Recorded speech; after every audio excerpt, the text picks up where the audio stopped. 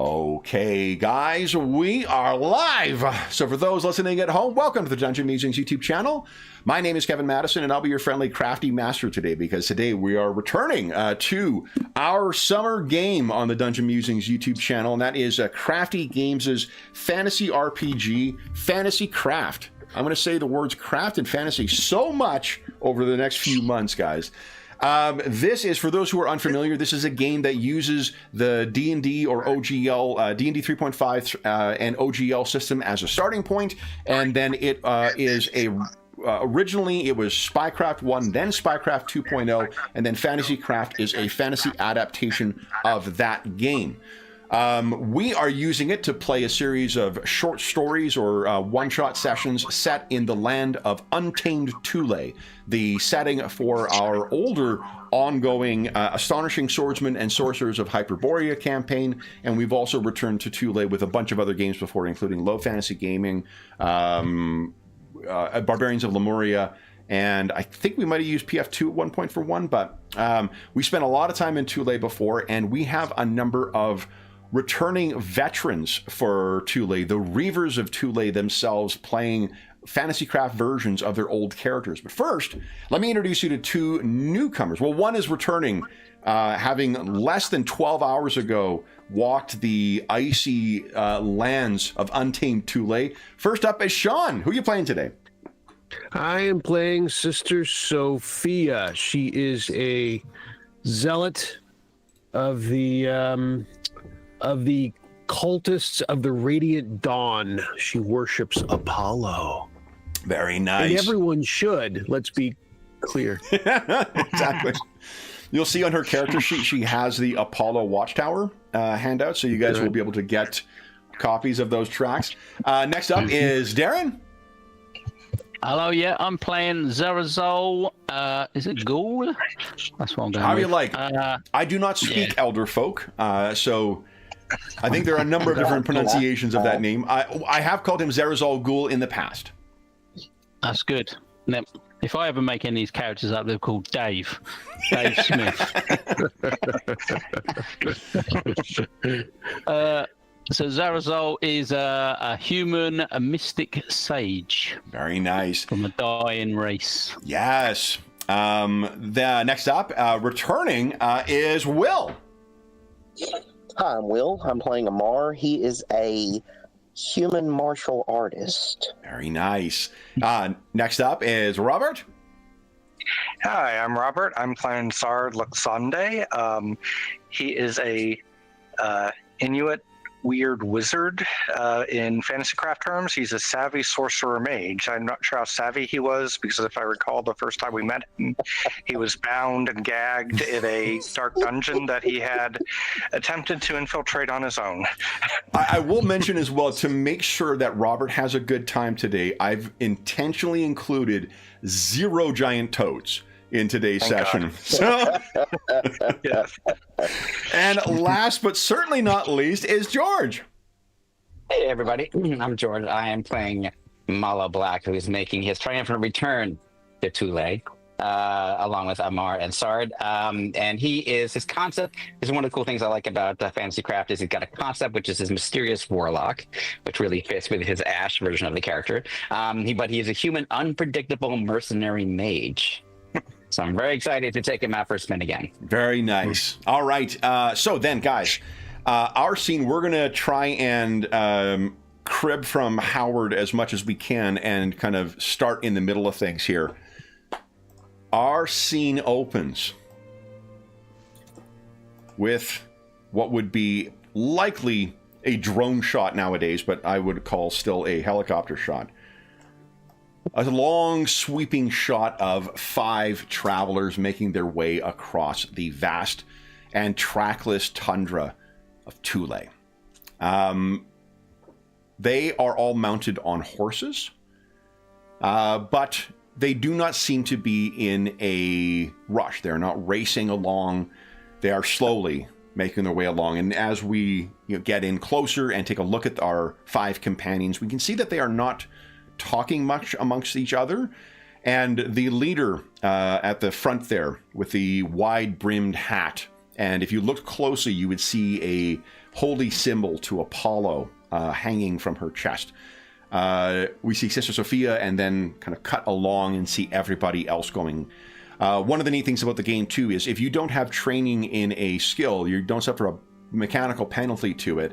What instead happens is your error range is wider. So your error range for an untrained skill is 1, 2, or 3, which means I get to do fun things with it. I mention that because not everybody is trained in ride. So it's assumed you were able to ride horses, but if you hit that range, if you have to do something fancy and then you roll a 1, 2, or 3, fun things get to happen, potentially. I still do need to spend an action die in order to trigger something. But as you guys are going along, it seems that there is no identifiable destination here. Although from our vantage high in the sky, we can see that there is a shimmering ribbon of the light hitting a small creek farther ahead. That seems to be where our party is headed. We cut in kind of closer to everyone. We can hear the sound of the horses riding along. I haven't bothered to give you guys adventuring gear for everything for these things. So just if there's something we can assume that you guys have, you'll have it. If it's mundane gear, I'm fine with you having it. Then you guys hear from somewhere off in the plains a bellowing voice.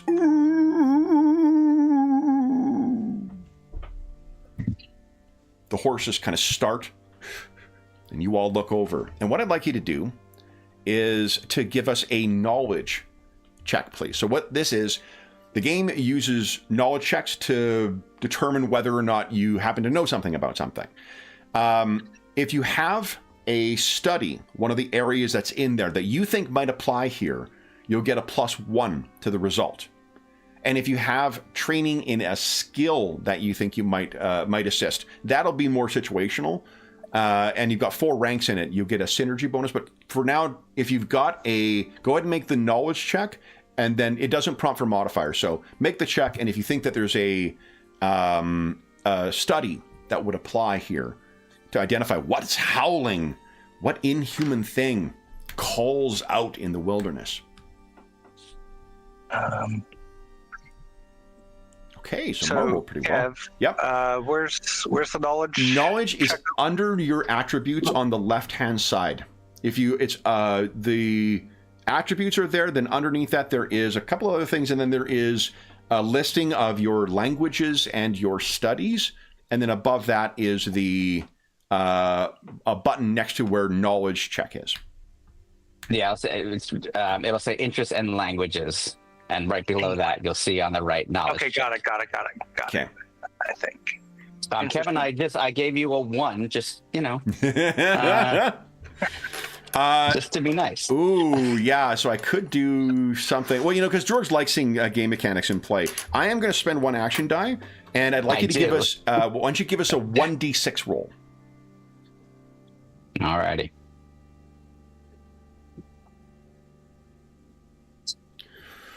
Okay, so you take 3 stress damage, and then I'd like you to give us a will save against a DC 11. If you fail this, you become shaken. Okay. And remember, stress and subdual are 2 separate kinds of damage that you track. Right. Let me do the will save first, just so we can resolve that. No problem. Okay, so just keep the 3 stress damage there. The 3. So your heart catches in your chest, Malo. You have faced an entire keep full of these things at one point. Okay. I think that with the rolls here, Zarazol... Actually... Yeah? I mean, in previous game... Yeah, Malo has. Okay. So Zarazol and Amar, you look at one another, like knowingly, because you both have triggered what this is, and you look back and... His face may be concealed, but his eyes are like fucking dinner plates. And it's Malo who mentions what it is. And... Beastman. Vormis.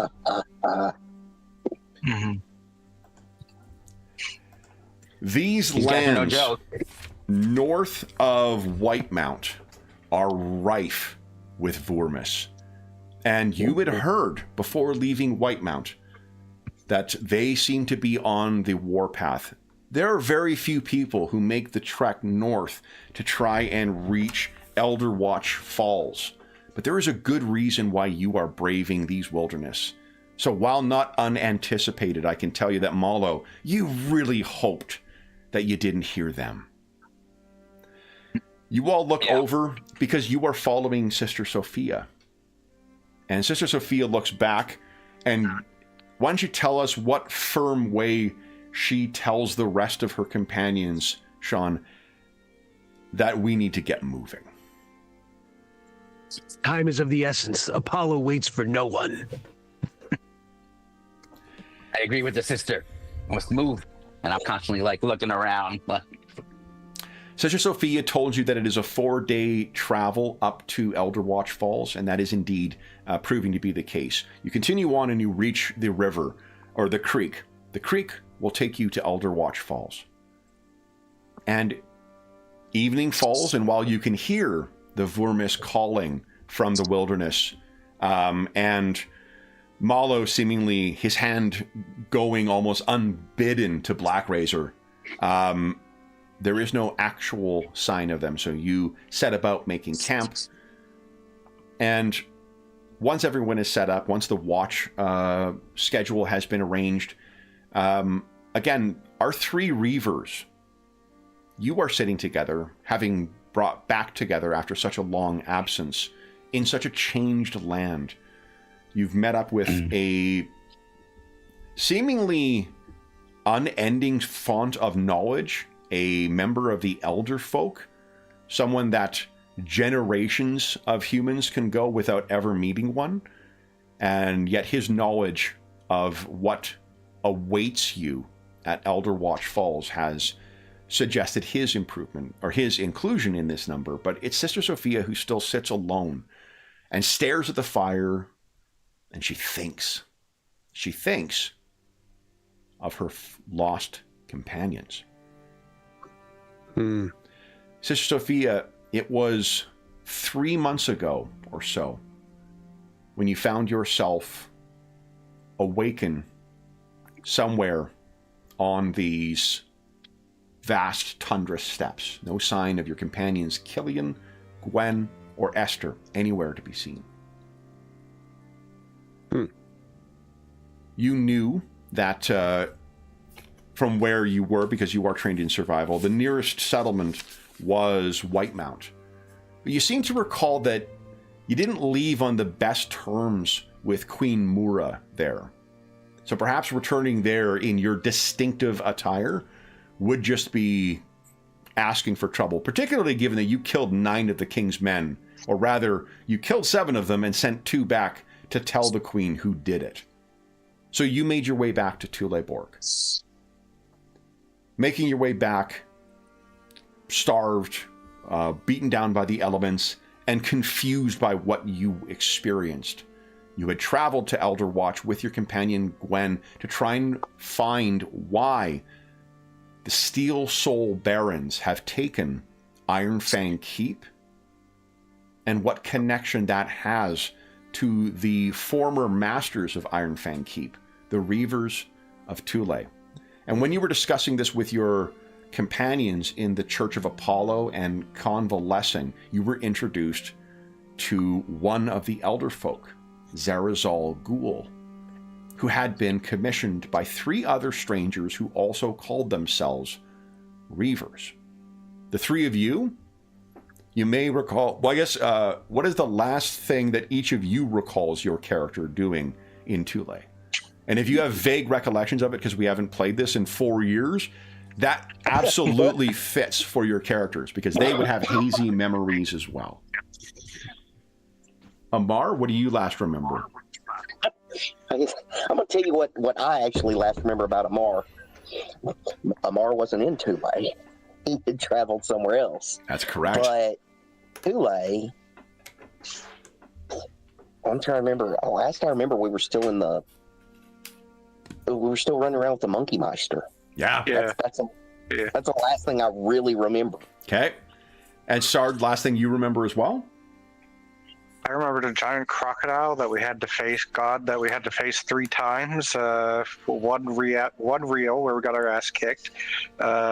One in the dream world to figure out how to defeat the thing, and then third when we actually did defeat the thing. And then I also remember the Monkey Meister. Yeah. Tower after tower is what I also remember. Yes. Furkus Shud. Yes. Yeah. And then Malo, what's the last thing you remember? He consults his notes.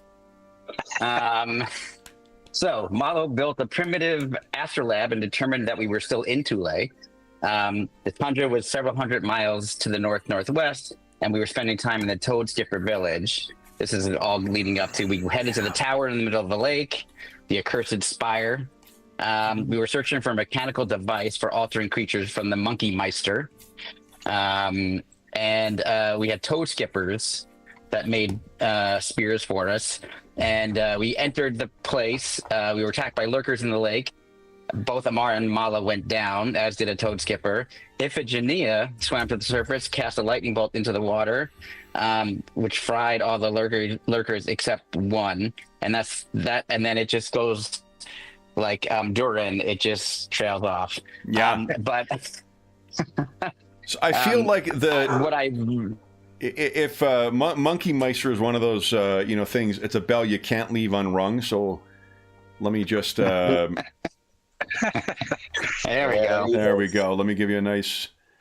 That is the Monkey Meister. Mm-hmm. Or I believe as he called himself, the Monkey Meister. Yep, sounds about right. So, you have each found yourself back in Thule. And when you have hazy recollections of what has happened in between, but what you do know is that 3 centuries have passed since you last walked the streets of Thuleborg.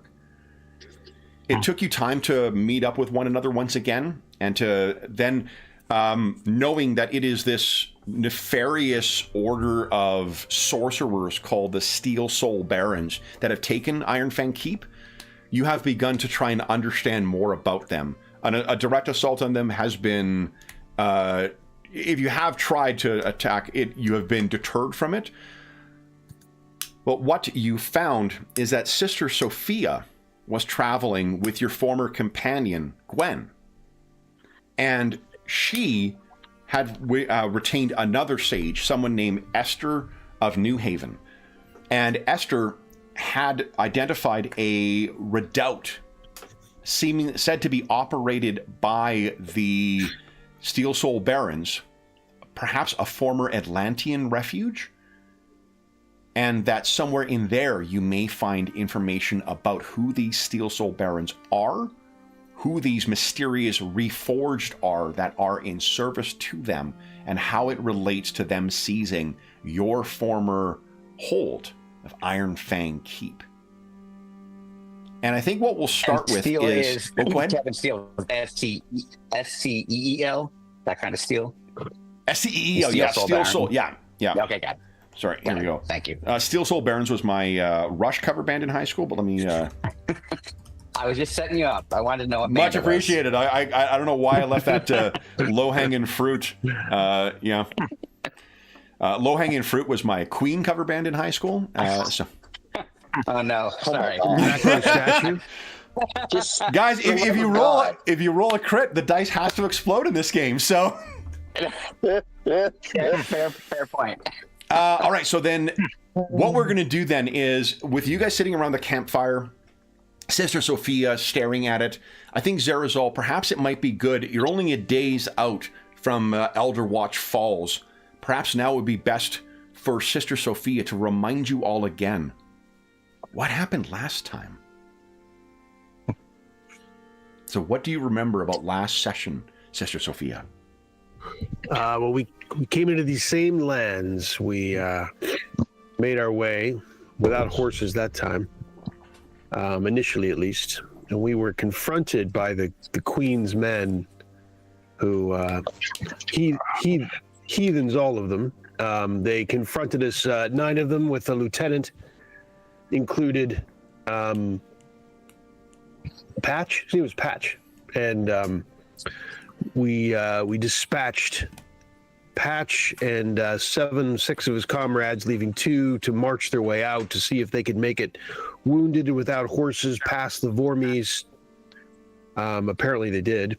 And we got to a waterfall. Our instructions, our map, our directions were to a massive waterfall that we understood that the Steel Soul Barons maintained a hideout, a redoubt of their hedonistic ways. And so we were able to secure a way in through one of my comrades' acquisitions of a identifying card, and we battled from there. It was replete with security measures taken, and we fought. First we came upon a probably therefore I would think just a watch was a device of sorts that hovered, and we had a brief encounter with it. It was not built well, I would say. And then we went.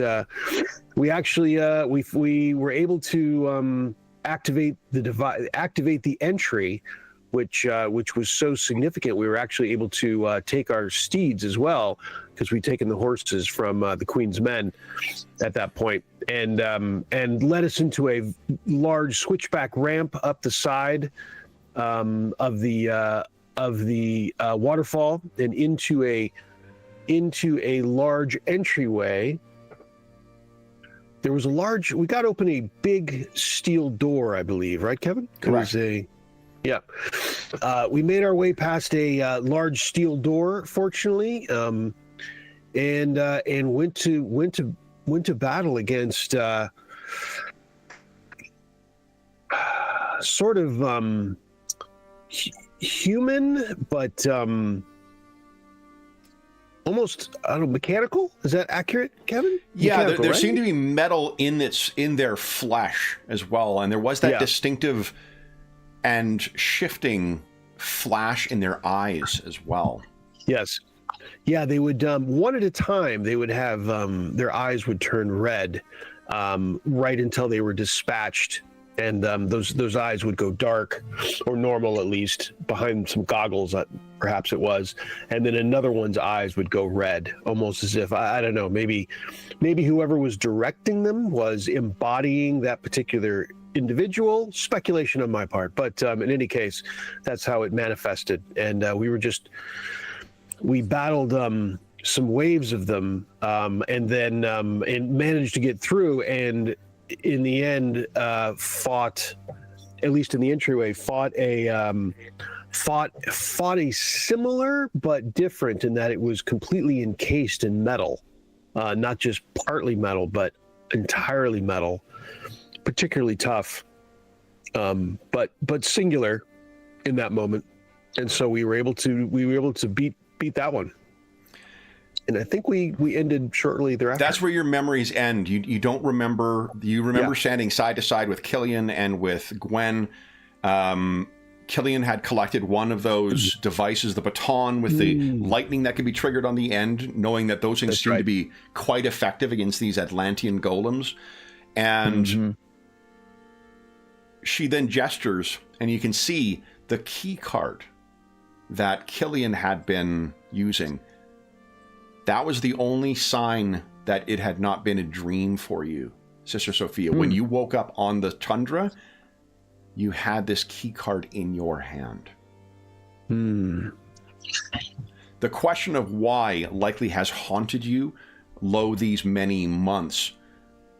But now that you find yourself a day out from Elder Watch Falls and the Atlantean Redoubt, then you likely will find answers to that soon.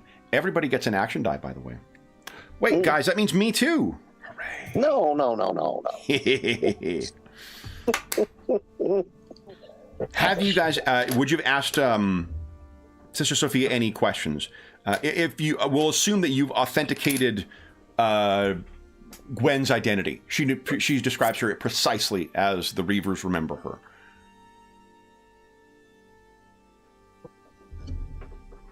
Have you all any questions for me?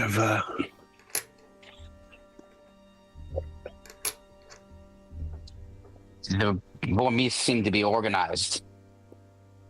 Yeah, all too well. You can hear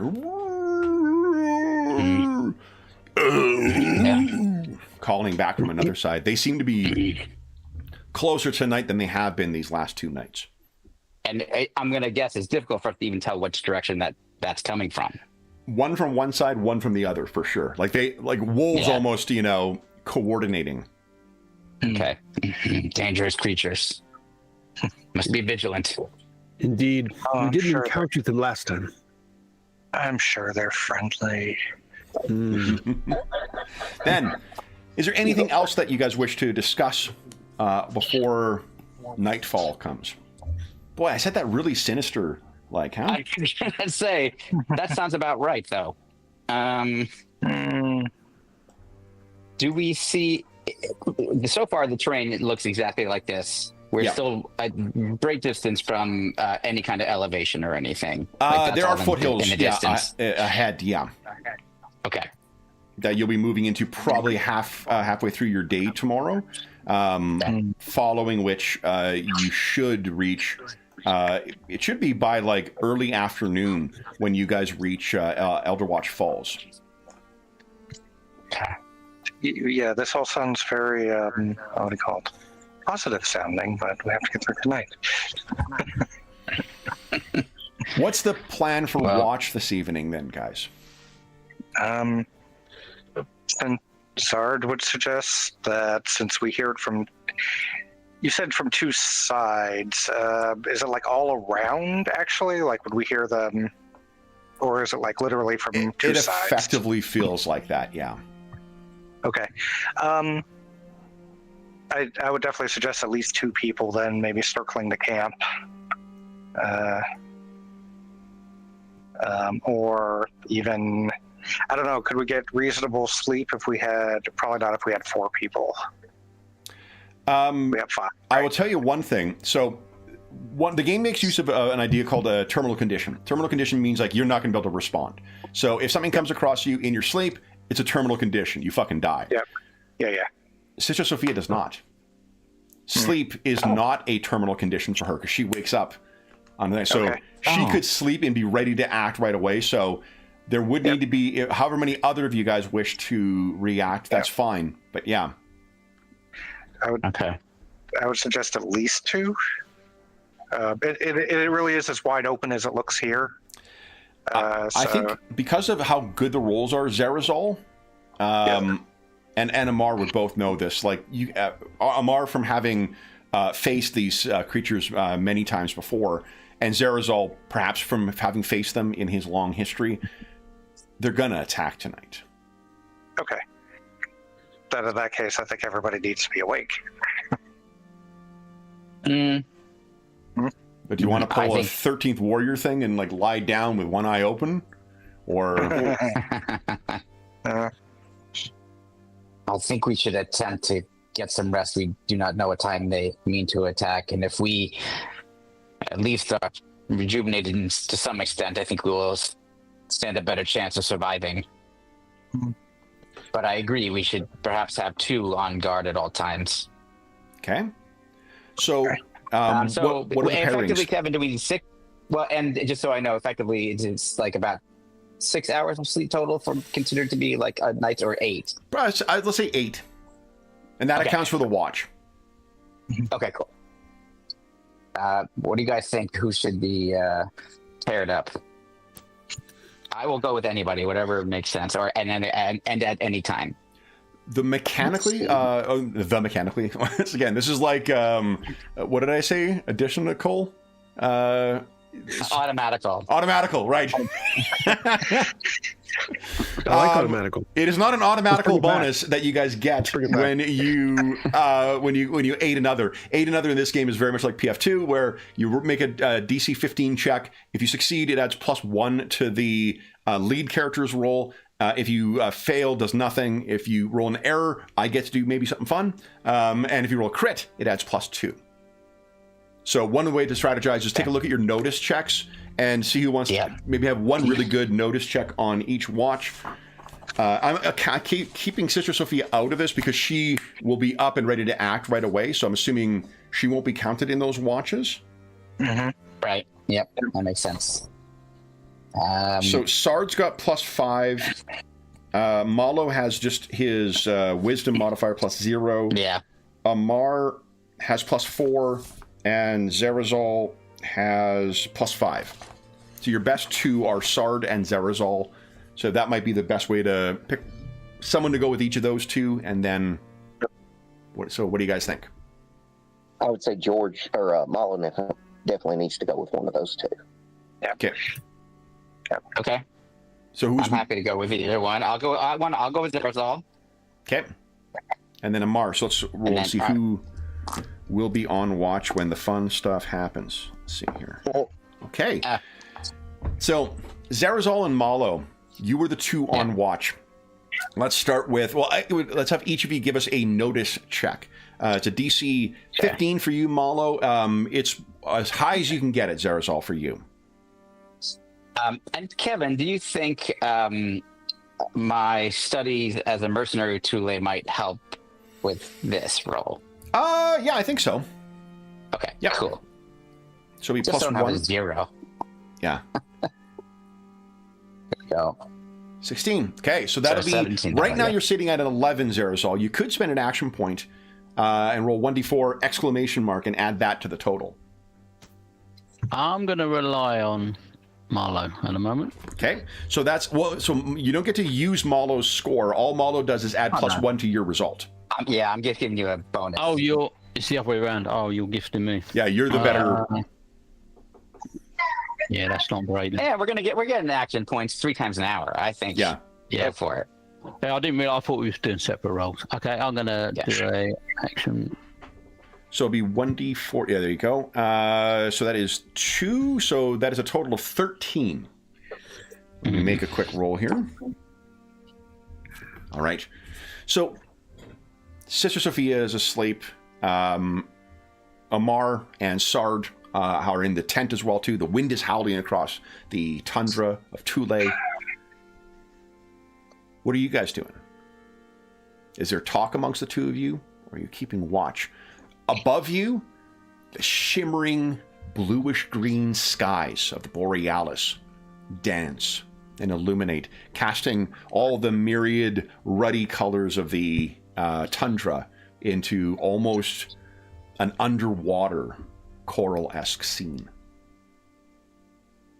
I mean, I would think based on Malo's reaction previously to the fact that he heard those vormies, he's going to take his 180 degrees of like scan area, and he's just going to be going back and forth just he can't sleep if he wanted to. Like he's, for Malo freaked out, but you wouldn't necessarily notice it like you said because he's covered up, but he is like really on guard. Adrenaline is pumping no matter what he does. So he's not talking. He's just like scanning.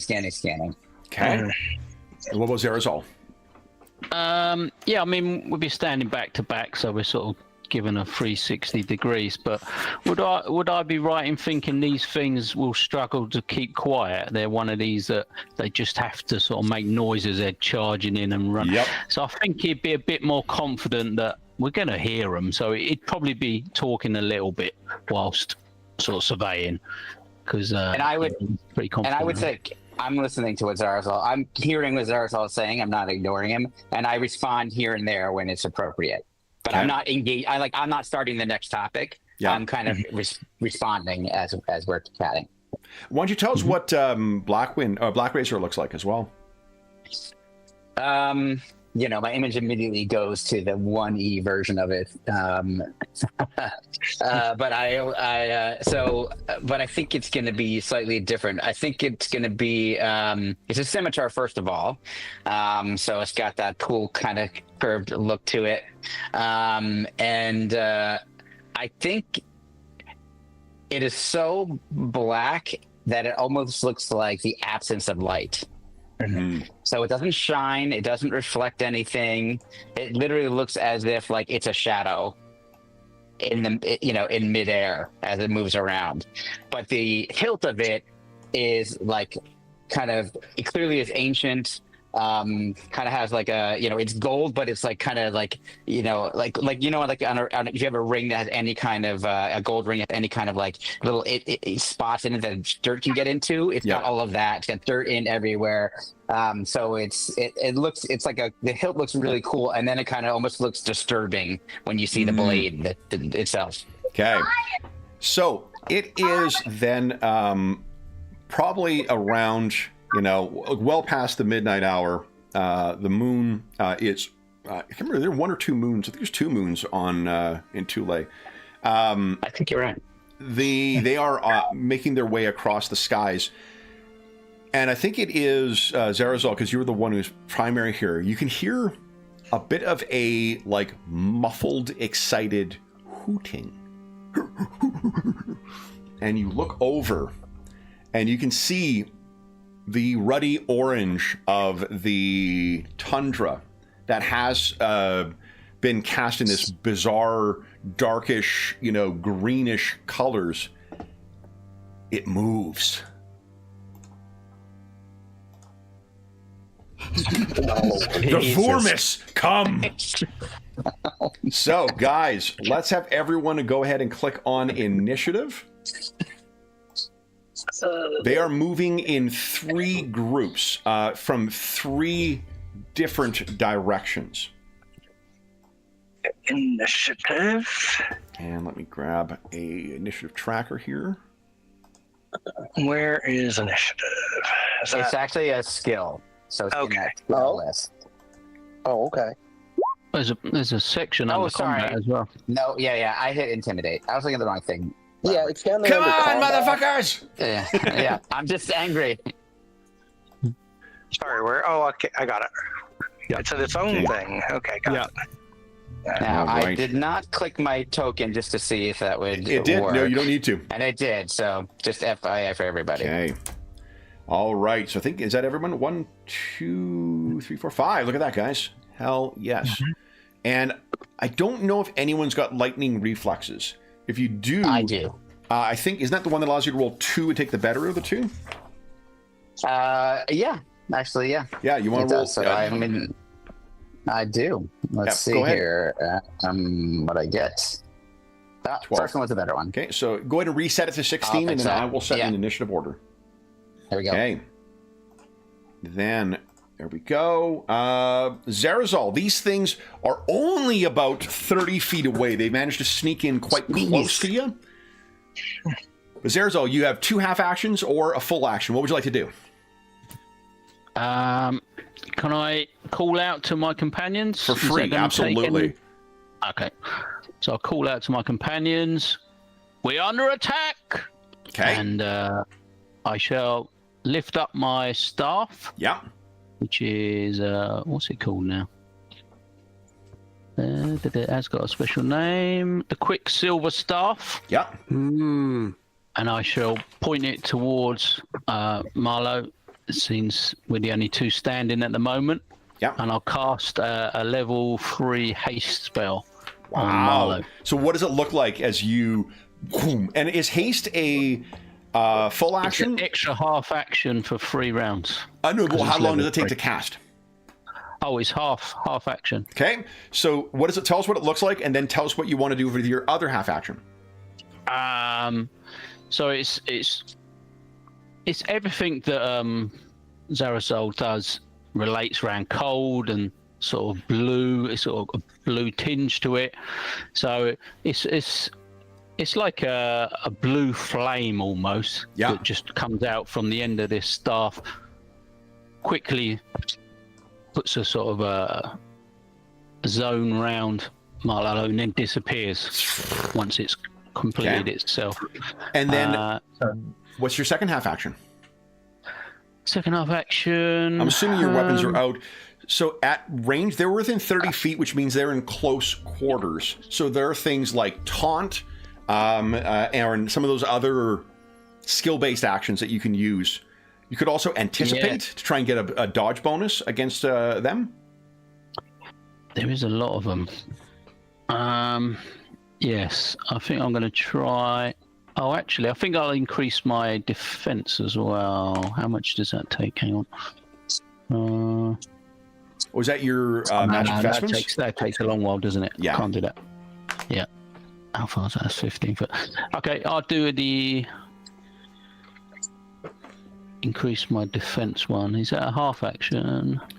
That's the anticipate. Anticipate. Yeah, and that's actually, Yeah. it increases it by your wisdom modifier. Oh, which is +1. Yeah, minimum 1. So you make a sense motive check against a DC 11 to try and gauge how these things are going to move. Okay, let me do a sense motive check. Oof, that is rubbish. Oh, a potential error. You know what we're going to do? I know. We're going to spend... Let's spend one action. You take... Having seen these things now, the white of their faces particularly prominent. It's almost as if skull spirits are coming in to kill you. You take 2 points of stress damage, and then give us a will save against DC 11. A will save, eh? Yeah. Oh! This is not starting great, I'll be honest. But you could spend an action point, or action die. Yeah. That was too stress, wasn't it? Yeah. You only need 11. Because if you fail the save, bet then it. you'll take, you'll become shaken. You'll clear your stress, but shaken. Oh, Oh no! Zero. It is faded. All right, Zarazal, what's happened here that's caused you to be so clear your stress damage and put yourself at shaken 1, and then tell us what. Does his voice crack? Does I think he just thought we had more time, and so he goes, "All right, I'll prep Marlowe. You get there," and then he sort of turns around after doing that, and it's like, oh, they're in our face here, and he's just panicking, and he's just not prepared, and he feels like he's just going to get cut down by these things that are just barreling towards him. So it's just a bit of panic, I think. got it? Basically. So as shaken, -2 to all attack checks, charisma, and wisdom-based skills. Do you think that's dealt with on the sheet? It doesn't automatically calculate. No. We have to add in modifiers like after we roll. It doesn't prompt for modifiers, and just because you roll dice so often, adding it as a modifier onto the sheet is just a pain in the ass, or it's inviting us to forget that the modifier's there. So attack rolls, charisma, and wisdom skills. Wisdom. Okay. Yeah. Okay. I got it. Malo, you have an extra half action to go here. What are you doing?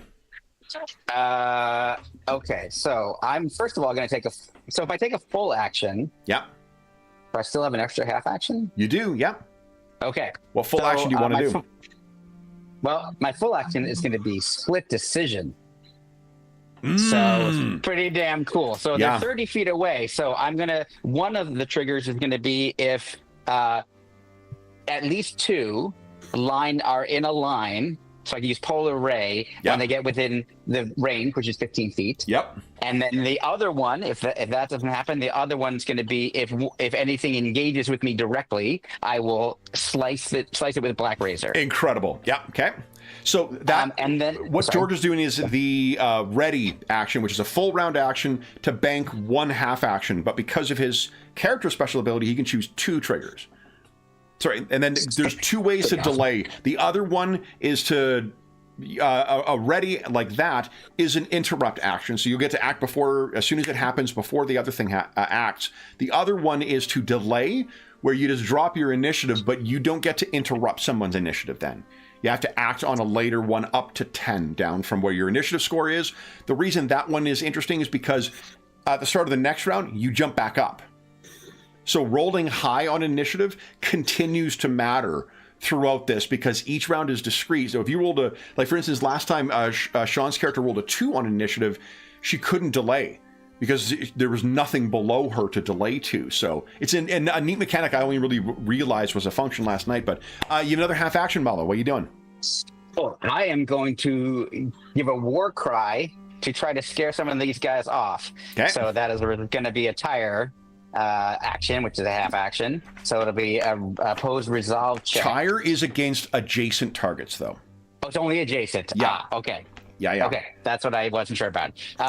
So And Tyre is sort of more like, the reason it's adjacent is because it's sort of like jostling them and just making it for a rough and tumble fight, because it does subdual damage to them. But if you wanted to taunt one, that would force it to attack you. You could also threaten at least one, and I can't remember if you're the one who's got... Threaten seems to be what you're after, I think. Which one, Sean? Threaten seems to be what you described, what you wanted to do. Would this be considered close quarters, though? It is, yep, 30 feet. Okay, pretty generous. Okay, perfect.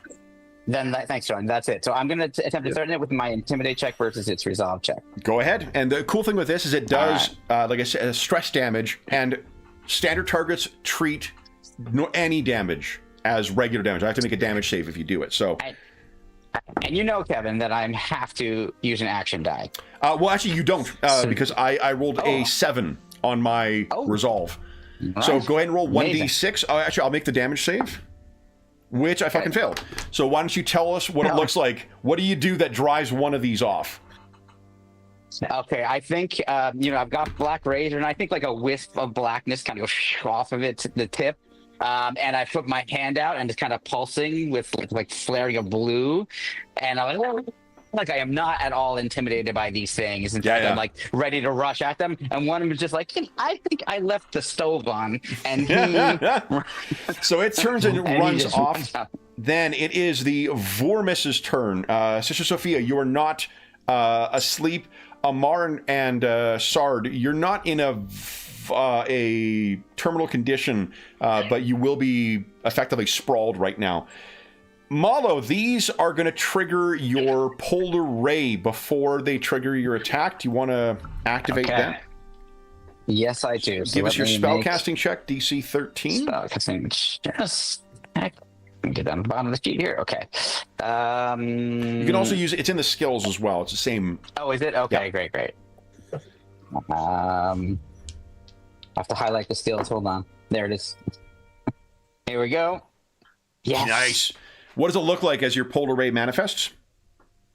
I think it would look. I think it would look different if it weren't in the tundra. But in this case, it's kind of got like a bluish kind of color to it, and it's kind of jagged, like it goes. So through them running in, and that little bluish light that you manifested kind of streaks out. You need not roll damage because I rolled the reflex saves and I rolled the damage saves. One of them made the reflex save and then rolled a 2 on its damage save. So, but there is one then that gets in on you, and they are able to attack. Your defense is an 11, and I miss. So it comes in and swings at you with this crude club. We then have, let's see here, there will be 2 that will come in on Sard. How dare they come in on you guys in your sleep. I'll put 2 on Zarazal and 2 on Sister Sophia. To stand up is a reposition half action. So, Sard, this thing is trying to batter at you. One manages to connect. So, Sard, you take 2 points of damage, so that'll go to your vitality. I don't think you have any damage reduction from your armor. Nope. Okay, and then Amar. A 14 might hit you. What's your defense? 8. Mars' defense is a 15, but you are flat-footed, which means you lose your... Am I technically flat-footed? That was going to be my next question. Yeah, so you lose your dex bonus, so that one is still a hit. And Amar, I don't think you have any armor either, but you take 6 points of damage. Zarazal, you are standing, so 2 attacks on you. Neither of those hit. You've got your longsword or your staff out and you're keeping them away. And then Sister Sophia, your defense is... 11. 11, okay. So one of those hits, and that is 5 points of damage, but your studded leather will fully protect from this. There's no DR. All right, I have a 3 from that, so I'll take 2 damage. 2 damage, you got it. Then Sard, you're up. What are you doing? Let's see. So, half action to stand up, you said? Yeah, to reposition. Yeah. Okay, so he stands up. Sorry, I'm looking at the list of A good, spells I have. Your best attack one you've got is probably Polar Ray, like what MacLeod did. It creates a 15-foot line that they have to make a reflex save or take half damage and then make a damage save. Is it 1d4 damage? 1d6. 1d6 damage. Holy shit. This game is broken, guys. It's on. I love it. I think it's broken in the exact right ways. Except he's got, what's Scorching Ray? Or he doesn't have that. You cannot, ability. anything that's a level 1 or level 2, you cannot cast yet. The way the game works is you learn those spells before you can cast them. They're in your grimoire. Okay. Yeah, I didn't know, like, if you could use it, if there was a special way of, like, upcasting or whatnot, but, okay. No, unfortunately. So, Polar, we'll do a Polar Ray on the guy that, you also have your decided to Talisman get of Calling, where you could summon, it takes you a full round to, 1 round to cast it, but you could summon a Earth, Air, Fire, or Water Elemental. You can do that once per scene. That actually might be a better one. It does take a full round, though, so because you stood up, you only have a half action left. Okay, got it. So he'll use the polar. He'll use the Polar Ray this time. Give us a spell casting check, please. Yep, and that is. Oh yeah, there it is. It is there. Okay. Spell casting. DC 13. So remember, guys, use the one on the left, not the one on the right, because the one on the right whispers it to me. That's fine, Robert. That's a success. Okay. So Yep, we're going to roll 1d6. I failed one of my saves. So, and then he failed his damage save, and then 2. Okay. So one of them barely kind of moves out of the way, takes the full brunt of the damage. Hold on. Sorry, can I use the action dice to up the damage? Or... Yes, you absolutely fucking can. Sure. So roll 1d4 exclamation mark. Okay. And if you do, that actually, if you roll 2 or higher, you're going to... There you go! Tell us what it looks like as your Polar Ray takes down both of your attackers. It kind of just goes straight through their... basically, because he's kind of standing up and he's doing it at the same time, it kind of goes up through like the belly of one and then through the throat of the other, because that's the angle. He's doing it like one fluid motion, standing up and... Love it. Okay, and that is 2 down. It's also, I realize, guys, 9:20, everyone gets an action die. Wait, I do too! Oh, no! That joke will get old. I mean, I think it is old already, but, but not to me. 12, we have 21 action die compared to however many he has. So. All right. Don't remind him. Sister Sophie, a lot of my stuff is like 4 action die to do a certain thing, so like mine go pretty quick. I ended last session with 1. Sister Sophia, what are you doing? Some awaken groggy. She is the opposite. Yeah. And she whips up like she's been awake for hours and draws her short sword. So that's a half action. Strongly considers blinding everyone in the party with her flare, but realizes that would cause everyone to be annoyed with her. And still considers it. No, and attacks. And attacks the nearest. So you would be prone then, because you haven't used a half action to reposition. Okay, I'll do half action stand. Okay, so you are up now. All right. Yep. Then Amar. So let's go ahead. So at the start of your turn, remember, is where you make your choice if you're doing a 2-hit combo. Yeah, that's what I was going to say. Let's go ahead and use 2-hit combo. Hell yes. Okay. It doesn't require a die. That's just not at all. 2. It just means 1 half action can give you 2 standard attacks. All right, so let's go ahead and do that. Okay. Are you repositioning as well? Standing up? Oh yeah. No, that's my first half action, right? Okay. Yep. So I can stand So you up, leap to your feet and then throw yourself into the fray. Go ahead and give us your first attack. Yeah, I'm trying to find it. I lost. So it's I've got the damage. I'm trying to find where the damn attack is. Just below that, there are like 4 columns. Yeah. Attack, bull rush, disarm, and I can't remember what the other one is. Trip, maybe? Trip. Look at that. Oh, it's 1 off from a potential crit. So here, these are standard adversaries. Remember, you can, when you do trigger a threat, you could spend an action die against these things to just kill them outright. Right. So close. But go ahead and roll damage. Nice. I'll make the damage save. I rolled a 2. I failed my damage save. So that first hit, what does it look like? It looks like he just got his ass handed to him. I think Amar stands up and immediately launches into a roundhouse kick and just snaps this thing's neck completely. Yep. Make your second attack. All right. Nice. That one is it. You want to spend an action die and just kill it outright? Yeah, why not? Hell yeah. What does it look like? I've got the die. Might as well spend them. Awesome. Oh, one other thing, Kevin. Yeah. My token Yeah. is not reflecting the changes. Oh, so on the action die, yeah. Your vitality and your wounds will track back to the character sheet. The action die does not. I cannot find a way to get that to track properly. Okay, but my blue bar has not decreased any. That happens to, I think, pretty commonly. Yeah, that's You a roll can't 20 see your issue. own- You may just need It's here. the roll thing. I'm just seeing wanna it make down sure at that I'm 3 doing right what now, I'm but let me supposed do to this do. for you. Boom and boom. That worked. Okay, yeah, that's a roll 20 thing. Okay, But the action die, thank but you. it is a good point because the action die doesn't track back to the character sheet. Okay, so yeah, Amar, big fight. Zarazal, what are you doing? Okay, I think I shall. I see that these polar rays seem to be having a good result on these things, so I'm going to try a little bit of that. Yeah. And Nice. being a gifted chap that I am, I don't have to roll spell casting. So what does yours look like as it manifests? That's for losers. Wow, right there. I like it. I Sister failed- likes that kind of thing. I failed both of my reflex saves, so it's just a matter of damage saves. Gives a 1d6 roll. 1d6. Okay. Boy. Oof. Ooh. So one of them, I really ran the gamut. I rolled a nat 1 and I rolled a 20 on my damage save. So one of them is almost like the frost goes all over. The other one manages to deke out of the way, but does take 1 point of, not 13, 1 point of damage. Yeah, it wouldn't make any difference unless I got a ridiculous chain of.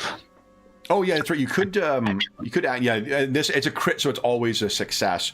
Yeah, that is the one I'll thing. leave I it. can't trigger a critical with standard characters in a standard scene, but you have another half action. Yes. I think I'm just going to strike out of the other one Go ahead. with So- my longsword. Go right ahead. That is a solid hit. Go ahead and roll damage. And that would be I a potentially, so I potentially could have made my damage save. What does it look like as you kill this guy? He sort of runs around his ally, to try and get at you, and then 5. Yeah, so a blast with the staff, or that's where it looks like it's coming from, this polar ray, and then with the other hand, I just, as he's dodging that, he runs into the sword. all right, Nice. Malo. You have three half, Okay.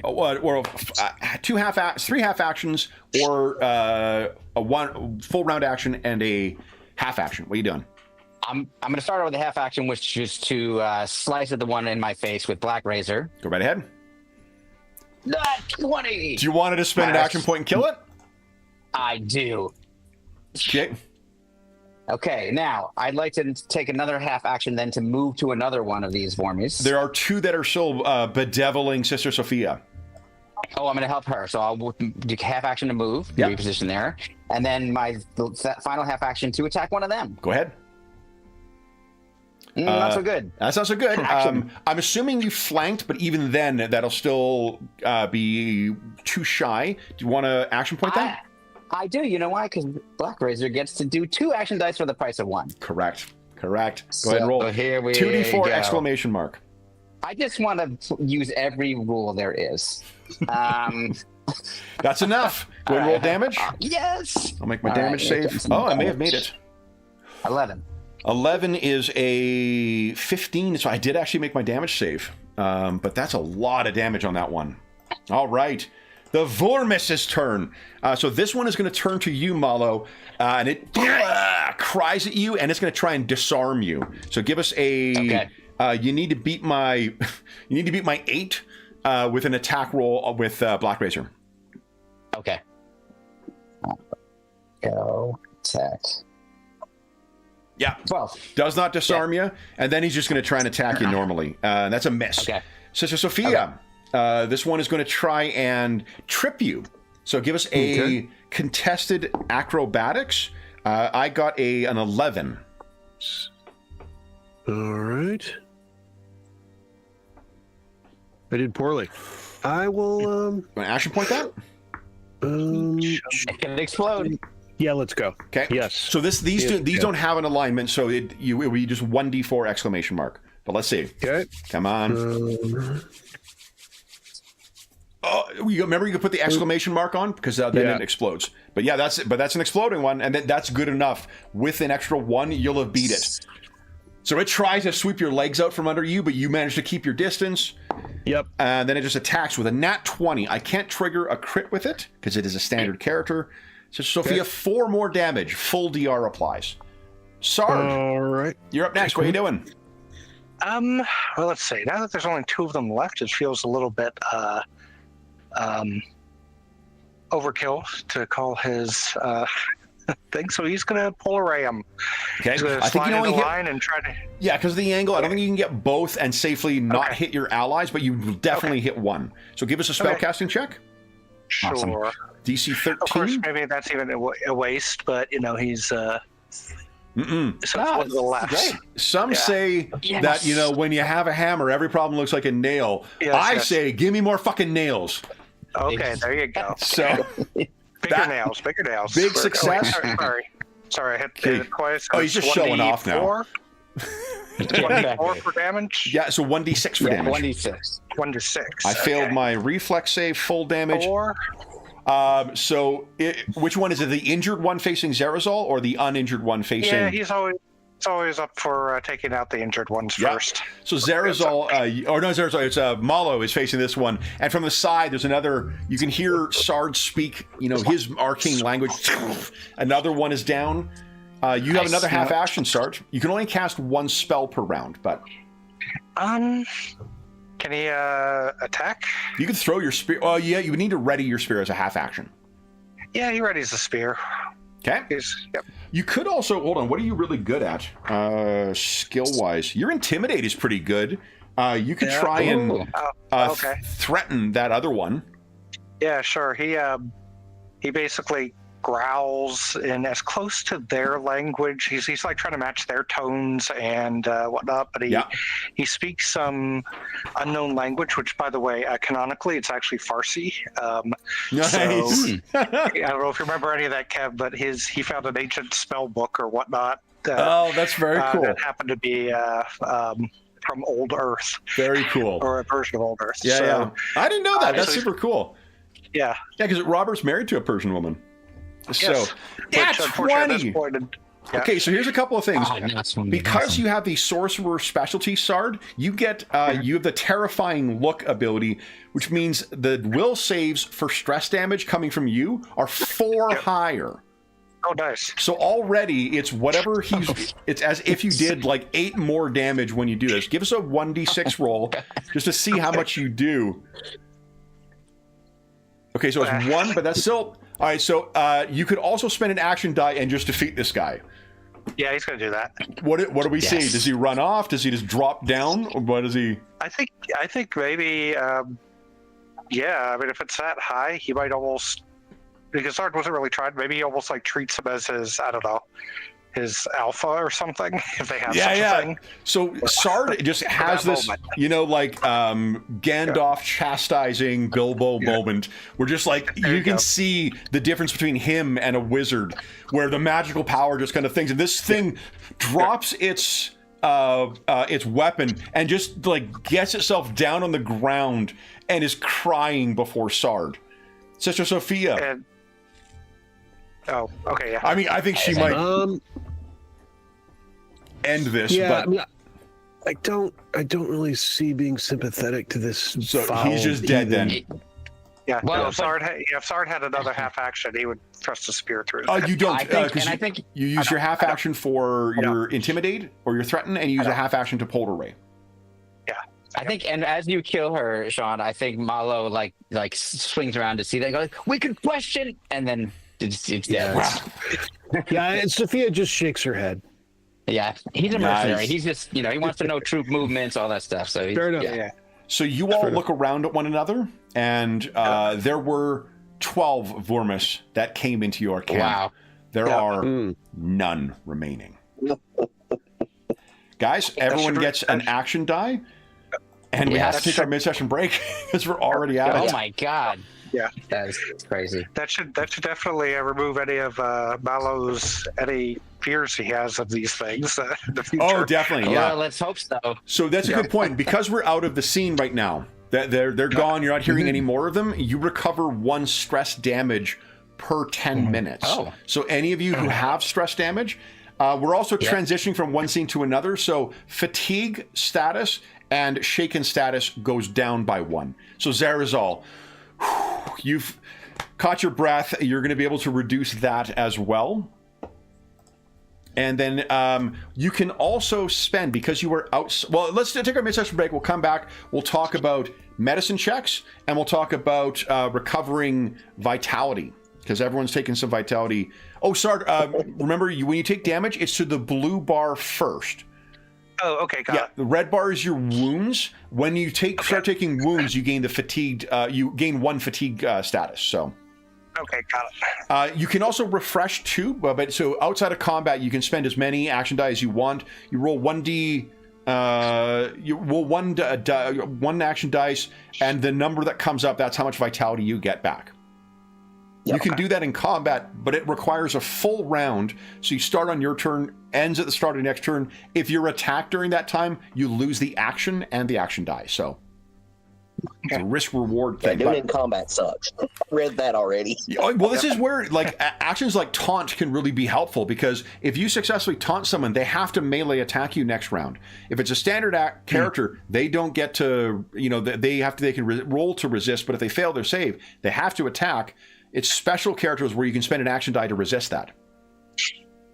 So what you can do is the tanks in the party can keep other things on you while someone refreshes. It's a really cool team mechanic with it. But and Zarazal's got a really neat ability to use his action die for everyone else. So let's take our mid-session break, guys. For those listening at home, we'll be back in about 5 minutes. Perfect. Cool.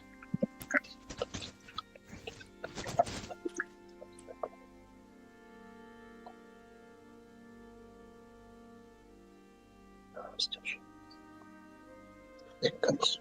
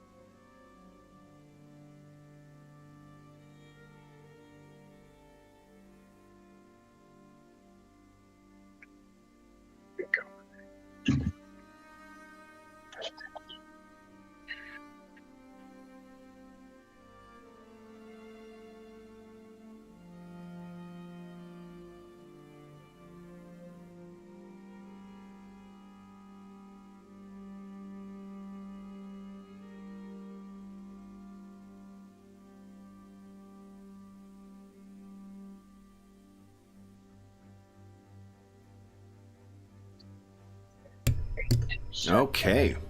Hey, everybody at home. THX, what's going on? Hope you're having a great weekend. All right. So, George, what I was going to tell you while we're waiting for everyone else is there are rules. You may have seen this in... Oh, can you hear us, George? Oh, you're muted.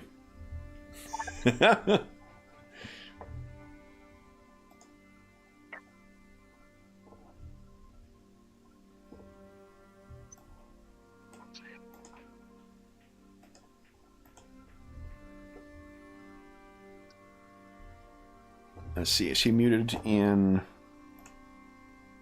the... No, he's not muted in there. Oop.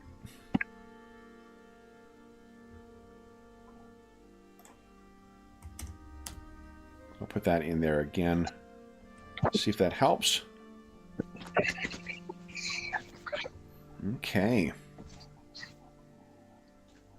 So, Robert, I'm not sure if you're back, but I've lost your camera. I had lost it a little bit ago.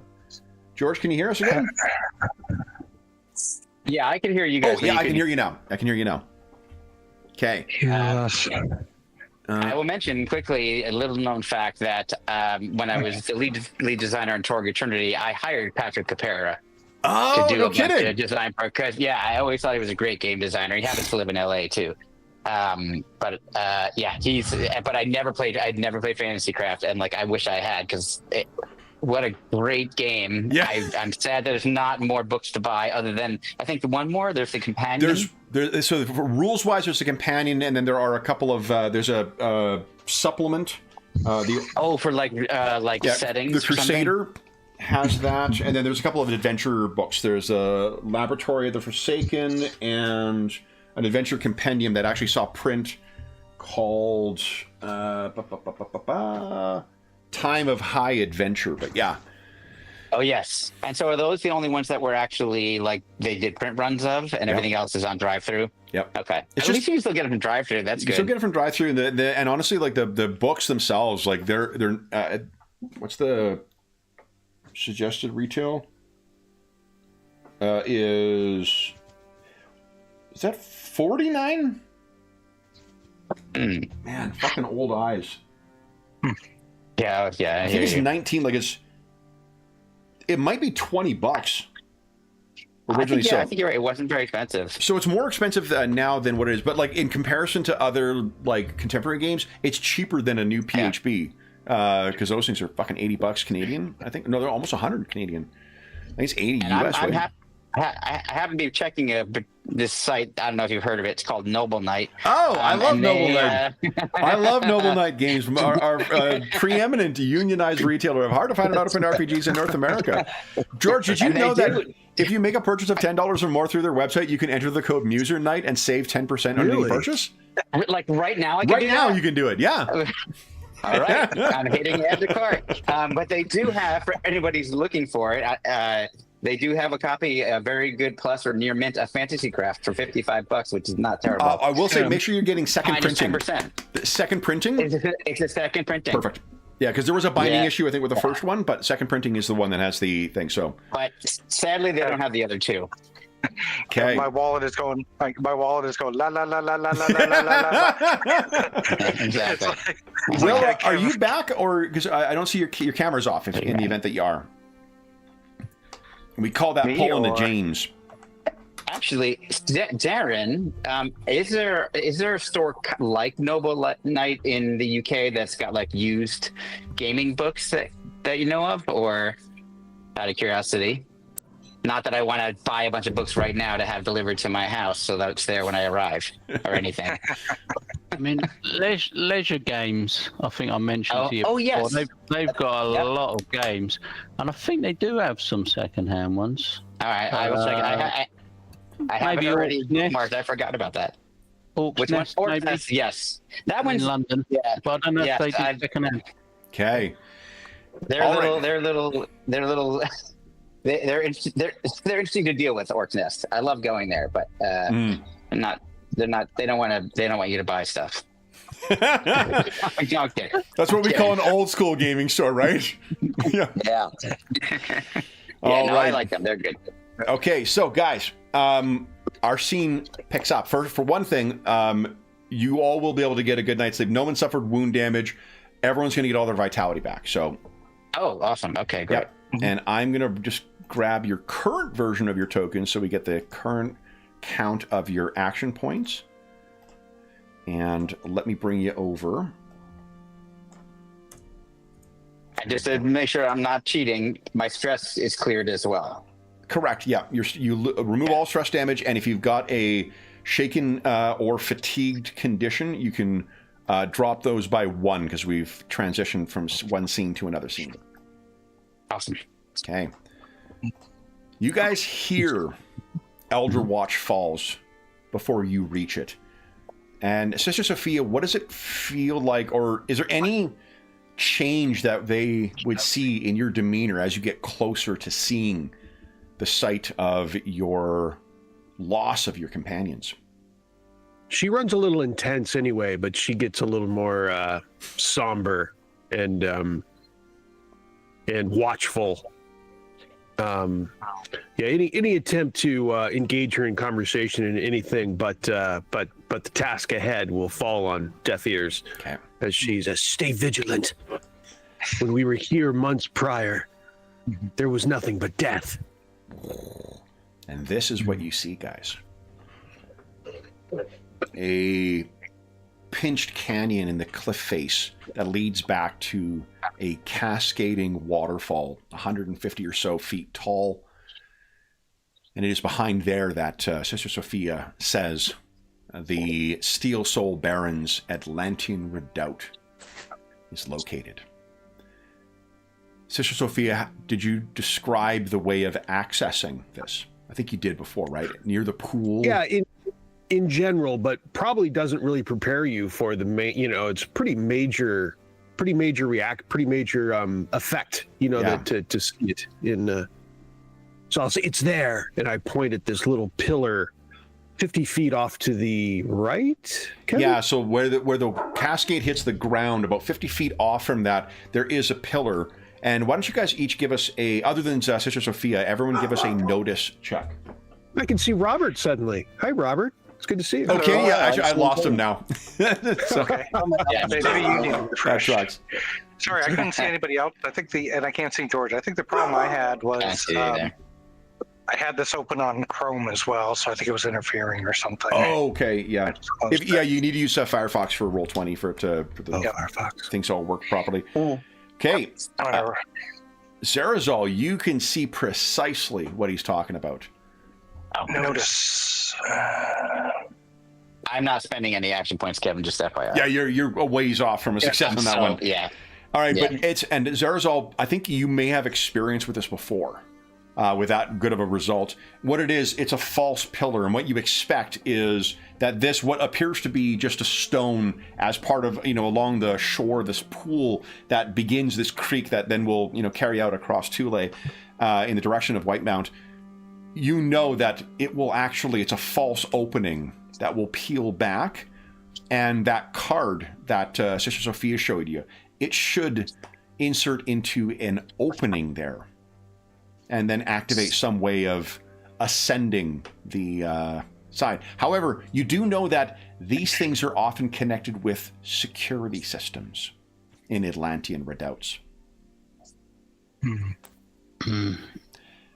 You also, I think, can see that Zarazal, it's as Sister Sophia described. It's almost like there's a mule trail along the side of the left side of the waterfall or the pool that leads up to that point where that pillar is, and then the trail disappears.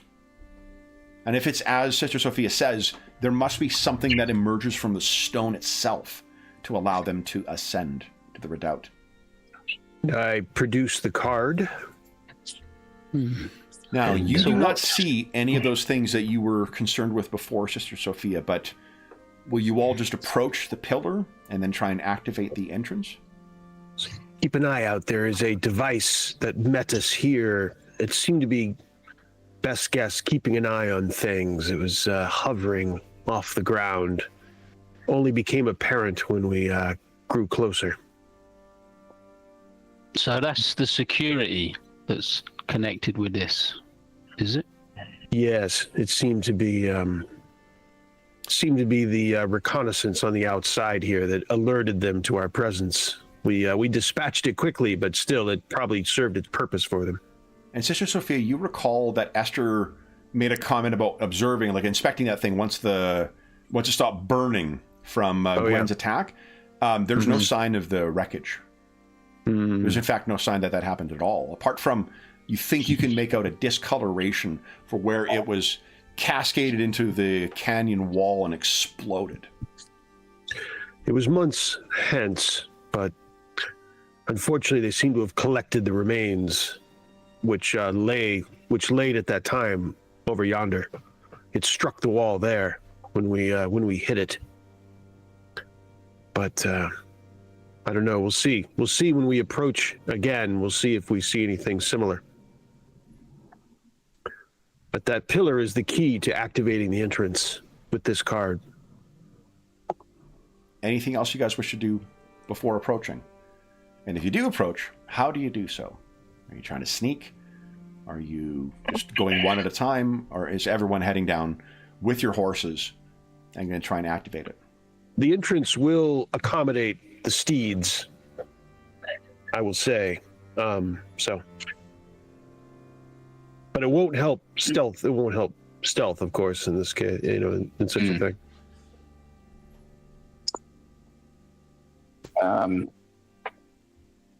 Have we got any range to take down this thing if it appears?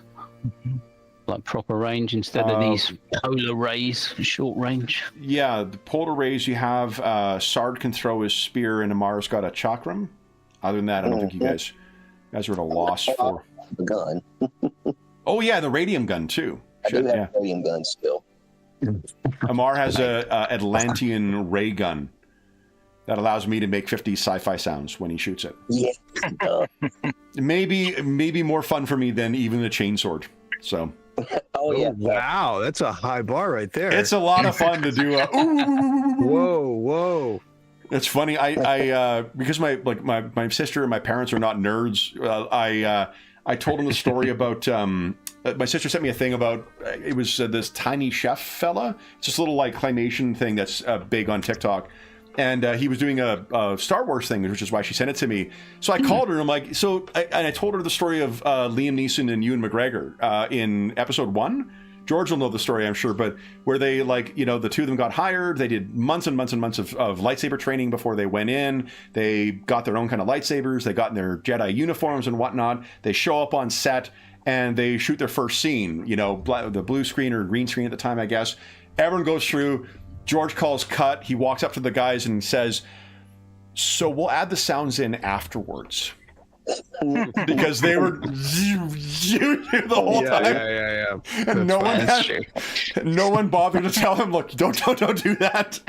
We don't need that. Appreciate it though. Appreciate it. It's pretty hilarious. It's pretty great, yeah. Like Liam Neeson too. Ewan McGregor was a young guy at the time or whatnot, but Liam Neeson must have been in his late 40s at the time too, and like classically trained actor. You would think that he would not be the guy. So, anyway, what are you guys just walking up? Or are you sneaking in? What do you think, sister? I suspect that once we activate the entrance, there's some significant chance they know we're arriving. That the activation of the entrance is pretty dramatic. So there's a chance they don't notice it, but I don't think it's great.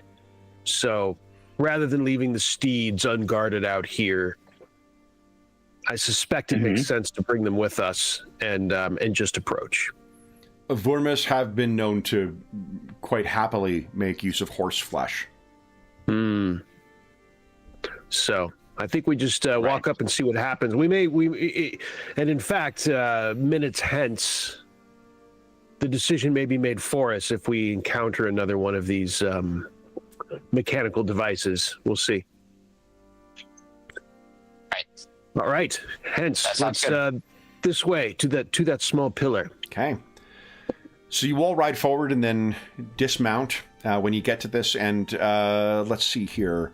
Malo, you're not going to see it until it's opened. Sard likewise, not till it's open. But Amar, you sort of realize what they're walking towards. Once it gets a little closer, you're like, oh! And then Sister Sophia basically peels back this, like it rolls back as if it goes into it, and reveals a little metal plate that has a perfect, in the center, a rectangular slot. Sister Sophia places this card in there, and then all of you kind of startle, other than Sister Sophia, and actually Zerazol, because Zerazol, I think, with a 20, you expected that. And what there is there's a series of lights that flash on the side of the canyon walls, and then a ramp extrudes that leads up, switchback style, up the side of the cliff, ending just behind the waterfall, about 100 feet up. This is clearly, Zerazol, to your eyes, obviously of Atlantean make. And Sister probably, obviously unnecessarily mutters, "Behold," as it kind of comes out. And... Yeah. I think Amar and Sard and Malo, you've not likely seen something like this directly since the Smoking Tower, where you faced Furka Shud. Oh. So, what do you guys do? Let's start heading up the ramp, perhaps. Yeah. Any signs of any security or anything triggered? No sign of it. The way Sister Sophia described it, that was triggered before activating the ramp last time. Indeed. They apparently have not been able to fix it. Yeah, I think I'd expect it as well from sort of knowledge or encounters with similar. I'll just carry on, but I'll be just constantly looking around, just puzzled why there's nothing triggered. What Zerazol could show you in his books as well is a crude... So picture this as drawn by a quill and ink pen. But that is the golem that he expected. And if you show him that illustration, Sister Sophia, she could perhaps wordlessly just nod, confirming that that's what she did see. Yep. So, you and the horses up the side? Indeed. Everyone keep track of, or take a look at what your current action points are. I'm going to increase your total to 10, potential total to 10 there, Sister Sophia, because you're going to get more. There isn't a cap to action points, but because I'm going to move over to another map where I've got different tokens, but they're resized. Gotcha. You mean action dice, is that right? Oh, the action die, yeah. Okay, that's fine. Okay, just want to make sure. Sophia, I'll increase your max to a 10 again here. Wait, Will, you're not using your action points? Just your action dice? No. Where are they on the sheet? Okay. Guys, this is what you see.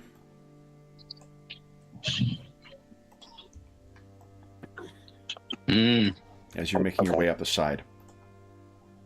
And let me just do one thing here. Nope, not turn order. I want to go to that. And I want to go to that. Perfect. All right.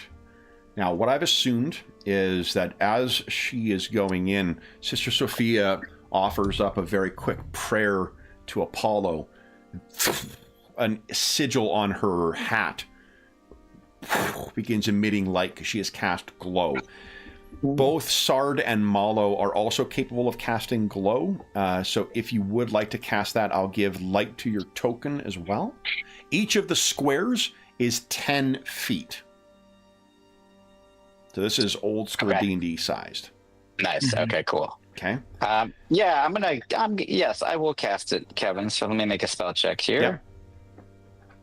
Nice. All right. That actually might be a crit. I don't think it's going to benefit you anything, but just for...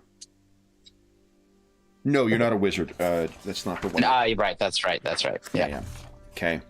So let me give you... I'll put light on your token as well, Malo. Awesome. Okay, and it is 30 feet bright, 30 feet dim for glow cool. 1. Yeah, it's a pretty good spell. Yeah. Okay. All right. You guys can feel free to move yourselves at leisure. You can only fit 4 of you in, and that ledge, Sister Sophia, you can almost picture being there months ago as one of these scavengers was trying to. It feels like force you. yesterday to her. Definitely. She- Less than even. I feel like I had a vision last night of this. Go ahead and position yourselves. Well, you can see the door there is as she is described. It is a big circular aperture leading in, and in the center of it, there appears to be a series of red lights that are around in the center. Okay. Work of the devil. Yeah. Yes, this is as it was before. Okay, so you can move through each other, but you cannot stand on top of each other. Yeah, I moved and somebody else moved. Ow. There's no kids in a raincoat situation here, guys. This ain't a rated R. We're jostling because we're so eager. We're just move. You know? Well, and Zarazol, if you had any doubts, this is definitely Atlantean make, which means there may be more of these Atlantean golems within. What she described to you, I think perhaps you may even look to another piece when she described the heavy singular thing that they encountered. A steel soul squire. Yeah, I think I'd be referencing them in any sort of books and drawings I had. Yeah. These are the sort of things you may find in here. And I don't think it's unreasonable with how well you rolled. You would know when Sister Sophia describes her the attacks with their baton as being particularly effective. You know that the Atlantean golems are known to be particularly vulnerable to electricity. Electricity. Vulnerability in this game is called an Achilles heel. It worked quite well on them. We were able to disarm the creature of its seemingly electrical weapon immediately, and it was quite helpful. Used it against it. Indeed. Yeah, interesting. It was vulnerable to its own weapon. Zarazol may be able to tell you that may be because these things are tens of thousands of years old. Atlantean technology is almost as well. Atlantean technology is more ancient than the Elder Folk, although they will rarely admit that. They will claim that the Atlanteans stole their tech from the Elder Folk. The Elder Folk are notorious liars and braggarts too. Present company excluded, Zarazol. Forgive me. You are the outlier, of course. Wow, just hazing you, Zarazol. Just. Okay, I'm just gonna. Okay, that's what it is. All right. I'm like furiously making sure I'm correct that I don't have any lightning attacks. Yeah. All right, so then, guys, I think I you did. were at the door. What do you wish to do? Hopefully, Sophia remembers more than Sean about how we got this open last time. She will be endeavoring to. Card. The card, right? The card, and yeah, she presses. I think we pressed it. She says to everyone, prepare. So you don't even get to the point of touching it when suddenly there's a yellow lights. And then what happens is the door begins unspooling. It seemed a solid chunk, but it's unspooling in chunks, revealing the darkened interior. As so. And those of you standing at the entrance there, what you can see, that circle is a heavy iron or metal, nevertheless, container that has a bunch of piled scrap in it. But the way your light catches it, it doesn't catch it the way that any metal you've ever seen before. the exception being of Sister Sophia and Zarazal. Actually, the Reavers, you've seen this before. You know when you are viewing alien material, what they're collecting is remnants of technology and items and artifacts of a lost civilization, or perhaps one that comes from another world. The gates in the bowels of Iron Fang Keep come to mind. The technology of Furkus Shud. And I've called him twice now, so kind of like Beetlejuice, I gotta show a picture of him. If I say his name a third time, that actually might be the third time, so that will fit the Beetlejuice. That is Furkus Shud, as a reminder. A spirit. I remember this son of a bitch. Who seemed to. He was the master of the Smoking Tower, and he seemed to be made of nanoparticles, a ghost made of nanites. So yeah, I hated him. Yeah. He was a great villain. Mm-hmm.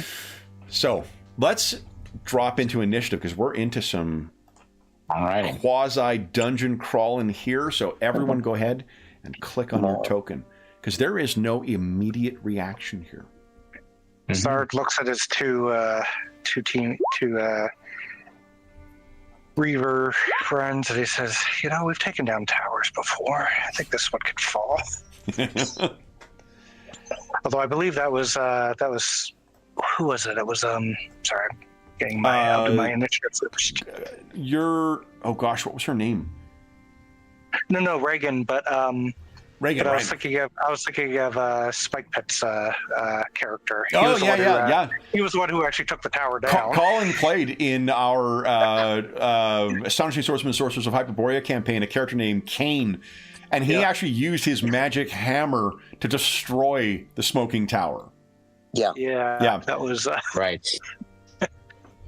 That was maybe one of the all-time highlights. Okay. It was pretty crazy. I actually, in prepping for the session, I went back to because I was trying to remember where you guys all were the last time you did things, and I was watching that session again. It was you guys racing out of this thing as it was falling down around you. Right. Yeah, Furkus Shud has good reason to fucking hate you guys. So Malo, you're up first. Yes. I can hear you. I will. Oh, sorry. Letting darkness lock that. I can't dart. Go out that way. Go around that way. Sorry. We're not in our. I want to think your character's saying that. It almost. Yeah, he's talking to nobody. No, we're in a different house, somebody else's house, so he's trying to get somewhere. I think I'm going to use a full action to do my split decision. One is if something engages me in melee, I will swing my scimitar at it. If that doesn't happen and the rest of the party moves ahead, I will use a half action to move with them. Okay. Amar. Well, I don't get 3 yet. No, you're not hasted any longer. No. Yeah. Although one cool thing about this game is your spell points refresh at the start of a scene, and most of your abilities refresh at the start of a scene. So you'll have most of your shit, like your haste spell and whatever else, all at the start of each combat. So that's awesome. Malo's gone. Amar. So I guess I'm just going to be the brave one and start moving in here. I think Anna just warned you against it, but that sounds good. Yeah, you know. So each square is 10. I believe each move for you, Amar, is 40. Yeah, it is 40. That is, I think, Nice. look on my sheet. Oh yeah, I'm getting away from the light source. Yeah. Maybe I don't want to go much further than that right now. Okay. Yeah, he's good right there. Okay, I'm going to zoom out a scooch here.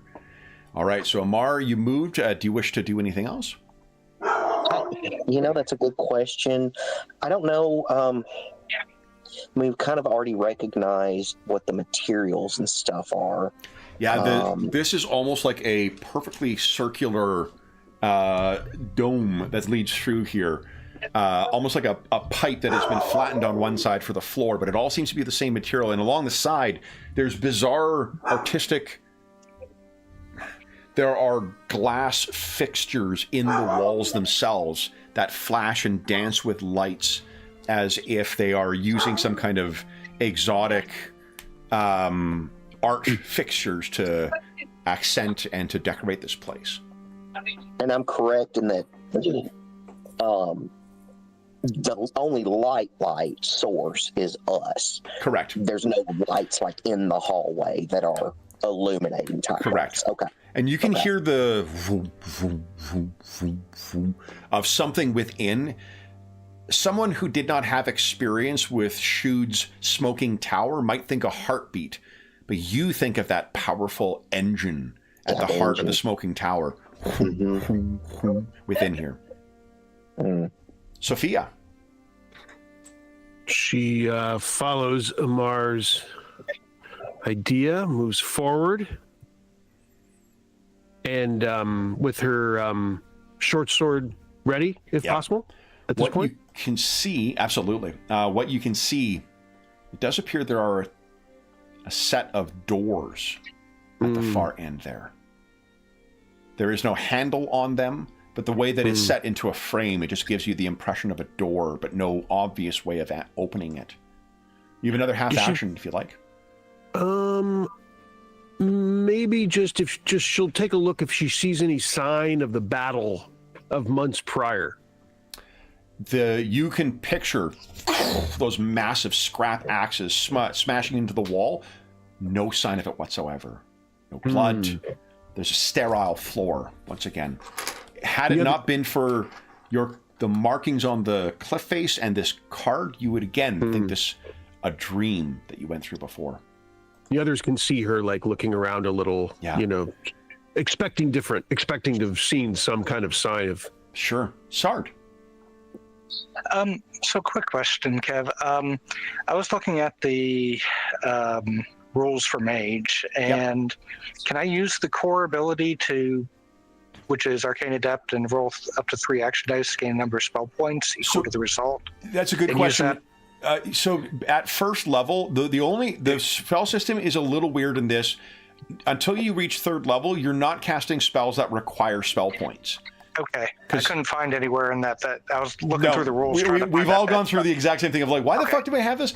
You sort of, the way that the mages work is the only class where you sort of get a lot of, like, you have a clear view of what your road is going to be. That's why you've got like 1st level spells and 2nd level spells that you're not going to be able to cast until 3rd and 5th level respectively. Okay, yep. Yeah. Okay, got it. Yeah, I was looking for that part there because I was still trying to parse what you had said earlier about only being able to cast the 0 level spells. So that's why. Because and you can't jazz up 0 level spells either. So okay. So Zard is just going to move into position here so he can actually see what everybody else sees. Otherwise, he's just kind of holding off on doing anything. Okay. Zarazal. I think, he'll move in. I think he'll move a bit further forward. Okay. Again, can I sort of check for any sounds ahead of us, or? Yeah, you can give us a notice check if you like. Yeah. Okay. Okay. So I'm looking for something underneath that sound, or sort of that. Yeah, you're listening. Sort of pumping or whatever. You think you can hear a clanking sound from over any that particular direction? It's tough to tell in here because of where you are. It's difficult to tell if it's coming from one or the other direction or both. But what does stand out to you is in the center of the top of the door frame on the other side, there is a single red light that is illuminated. And you can't help but think of what Sophia said about the lights. What's that? Trigger the trap. Excellent idea, Anna.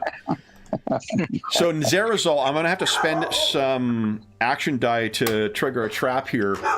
You can see, you're looking up at this, and then those of you in the hallway, there is a series of lights that activate on the bottom of each floor, and I'd like you to each give us a fortitude save, please. Oh boy. That is Amar, Sard, Sophia, and Zarazal. Mm-hmm. Fortitudes. Saving throws. Okay. Oh no, Sard. That doesn't seem good. Can I No. use a, is there any use of an action die? So to, remember, a nat 1, I can actually... okay. Oh man. Okay. Could we use our action dice? You cannot, on an error, I can trigger these. So this is where... Remember, I've been stockpiling these for a long time? This is why. Okay, so both Amar and Sard, and then let's see, how did Sister Sophia do? Okay, so Zarazal succeeded. Sister Sophia, that is currently a fail, but it's only 3 off. Mm-hmm. Yes, I will use one. Anna, honey, we've already sprung the trap. You don't need to gloat. Exactly. So 1d4 exclamation mark. All right. He's like, but it was 2 natural ones. Come on. Okay, and then also... man. Not good enough. Okay, so then here's what happens is, first off, I've spent the action die. Both Amar and Sard, you both have the fatigued condition 1 now. The floor has electrified, and both of you have just... Thank you, Tony Gilroy, for this. And Amar, you're going to take... Oh, not Amar, sorry, Sister Sophia. You take 3 points of subdual damage, and you're going to need to make a fortitude save against DC 11. And Zarazal, you succeeded, so you're only taking 1 point of subdual damage, and I need a DC 10 fortitude save from you. Amar and Sard, you don't take. Nice, no problem. So you just take the subdual, but you're not taken down by it. Zarazal. Now you only need a 10 for that, and you got a lot of... You want to spend a action die? Try and go for that 4? I think I'll give it a go. Hell yeah. Nice! There you go! And a reminder for Sard, because I think he's got this one. Sard, because of your Grace Under Pressure ability, whenever you roll a boost with an action die, you get +2 to the result. Okay. Yeah. Okay. So this happens, and then Malo, it's your turn. You hear the screams of your allies. So I have a question here. Yeah. Since I did my split decision, Yeah. now that everybody moved in, does it count as that from that turn that I get to move that half action, use the half action to move up, and then start my new turn? Yeah, I'd allow that. Yeah. Okay, cool. So So I you will move. Run up in time to here. see your allies kind of like writhing and Yeah, and the lights I think go I was off. kind of like, and I was kind of standing there like looking both directions to have my sword out ready to go to see which thing was going to happen. And suddenly they all went in there, and as I'm turning to do it, I hear zap, and I run up, and I'm like, oh my god, is the floor still electrified or something? Anything The happening? way I that they're see once I reacting, get there? the lights are off, so it seems as if they have it's been deactivated. But that red light that Zarazal, you can still see it at the end of the hall. You've not yet had a chance to point it out, but you could do so as a free action. Oh yeah. Yeah. Good point out. What do you say? And where it? The red eye. And I'll point to it up in the. And you guys can all see, and you can almost hear its baleful gaze. This little red mote of light high on the wall. Malo, what are you doing? How high on the wall is it? I'm wondering about my 15-foot range on my polar ray. It is about 10 feet up. Okay. But remember, each square is 10 feet, so... So, and exactly where is it on here? The map, how it far would away from? be right there. down there? Yeah, like right in the center Okay. there. Okay, so let me just double check that I have my movement correct here. I think I'm only at 25 feet, but let me. I think it's 30 actually, because you don't wear armor. Is it 30? Yeah. Well, I have leather. Leather doesn't slow you down. Doesn't? Okay, great. Right. Yeah. Okay, cool. So So I'm gonna go 30. The two things armor does is it, well, three things it does. It can affect your speed. It can affect your an ACP, your armor check penalty to certain skills, and then it can also affect your defense. Usually, first thing is it affects your defense, so it makes it easier to hit. Second thing is usually your armor check penalty, but if you take the armor basics feat, that it negates that. And then the speed also, and the armor basics negates that as well. Okay, awesome. Okay. All right, cool. So I will do a half action to move. Okay. One more half action. 30 feet. And now I'm going to attempt to reach, with my polar ray, reach that eye. And I'm not trying to destroy it. I'm actually just trying to cover it with ice, basically. Okay. I know I'm making something up. I might just actually damage it. Is that more than that's 15 feet. The measuring tool actually works because Kev from 4 years ago was on the fucking ball. Okay, perfect. Not like nowadays. Just play games from 4 years ago then. Yeah. So, okay, great. So let me make a spell casting check here. So again, like 15 feet is the length of, like, that's how far it goes. So you're still 30 feet off. You're not even you're gonna get halfway there. 15 feet is right there-ish. And okay. It's in the top of this door frame right here. Oh, it's down over there. Sorry, I thought it was inside that circle. Sorry. No, that's okay. Gotcha. The circle is where that scrap is. Gotcha. So I'm just going to take my other half action just to move up, but I don't want to step on that circle. I'm just going to take an extra 10 feet. You sure you don't? You can do it for free. No takers? Let me think about it for a second. I think I'll wait. I'll wait on it. I might do it next round. Okay. Well, let's see. All right. So Malo, I closed the initiative tracker. Malo has gone. Amar, you're next. What are you doing? Hey, yeah, that's a good question. He's gonna move up behind Malo. Most likely. Fatigue. I think you got -5 to your speed because of fatigue. Is that what it is? I was gonna ask you. That should be, I think, okay. Yeah. Because I can move 40, right? Yep. And there are some of you. Some ignore the first fatigue check. Sister Sophia, for instance, ignores the first fatigue check she gets. No pain ability. Yeah, because she's just a fucking badass. Fatigue. You may not run. Your speed drops by 5. Strength drops by 2. Dex drops by 2. Ouch. For each grade, yeah. So you go running over there. You have 35 move right now. Yeah, I don't... You can put temp modifiers on your sheet. For those stat modifiers, if you go to the top, there's a temp thing. Just put -2 for strength and dex for Sard and Amar. Is that for the adjustment there? Adjustment, yes. Yeah. Strength. So where did that go? Go to your attributes, and there's a adjustments modifier. Just hit -2 for strength and dex, and then it'll calculate everything properly on the sheet. Cool. So that's a half action, Amar. Then what do you want to do next? I was going to look and see what else is up and down this silly hallway. Nothing. Okay. Let's see. What good is acrobatics? Wonder if I could ready or something. So ready is a full round action to ready a half action. So because Okay, yeah, then you want to move? I'm good there, I think. Okay. I think he's kind of anxious to go anywhere else. What you can see there, it seems that this whole room is full of a bunch of half disassembled things, seemingly of Atlantean make. There is also a strange metal system on the ceiling, a rail that runs the full length of it as well. And you can see things hanging from chains on them, likewise half disassembled and made of that same strange material. Sophia. I'm going to move up with the group until this... interesting. And she's going to, if there be any purpose to observing this circle to see if...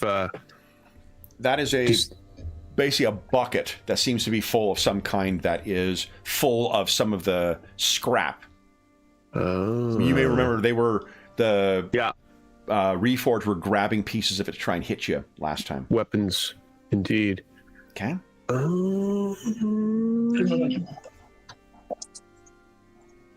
I'll take a look and see if there's any control, if I have remaining time, just to observe, just to glance and see if there's controls for these doors. Okay. Give us a knowledge check, please. If you have anything that relates to Atlantean technology, you can add that in. Lost Empires of Thule. Yep, I buy that. Okay.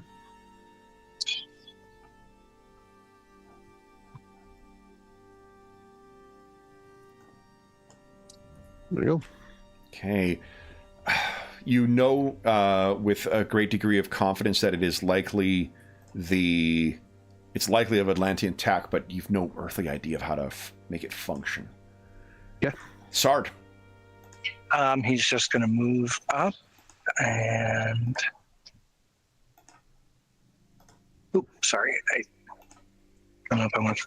Yeah, okay. Okay. I like the idea of him bumping her from behind, though. Yeah. Hey, just, try to peer around the corners, see both ways, see what's up. Okay. He doesn't have anything else at the moment. Okay. Zarazol. Super curious about this Atlantean sort of stuff. So, move up. Can we go past? Is this just lying on the floor, all this stuff? Yeah. Yeah.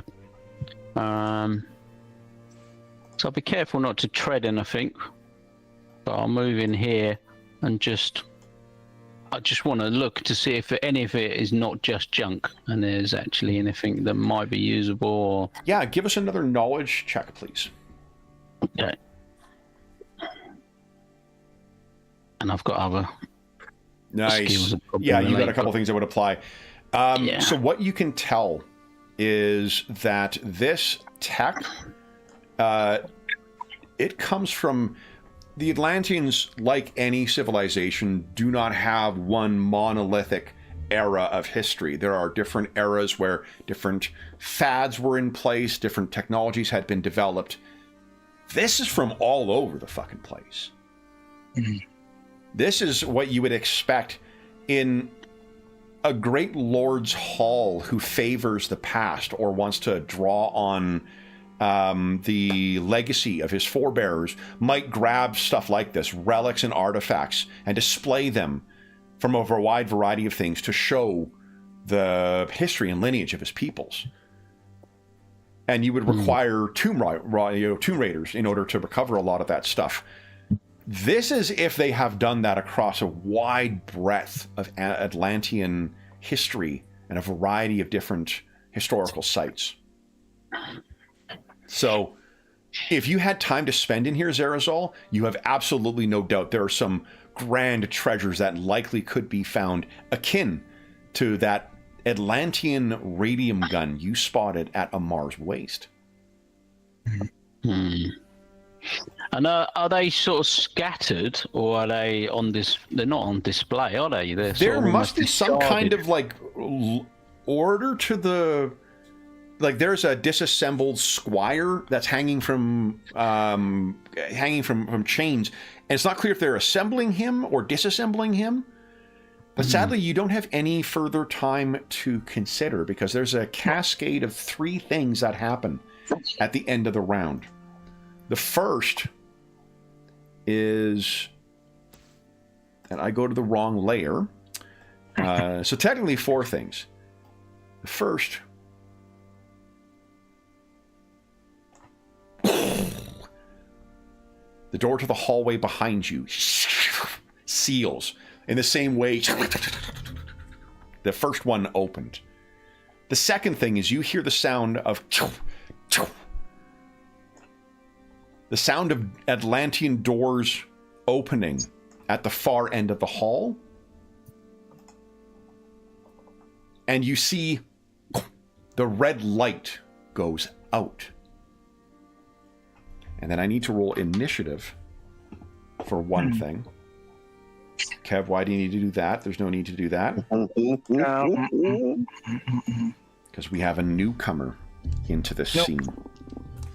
Okay. No.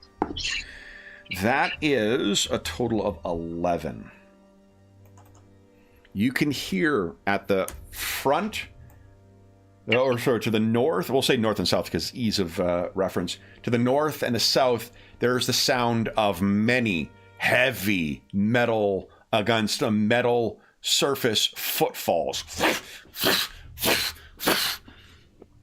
Zarazal, you can almost picture these squires moving in formation and coming into this hall. Malo, you're up first. What are you doing?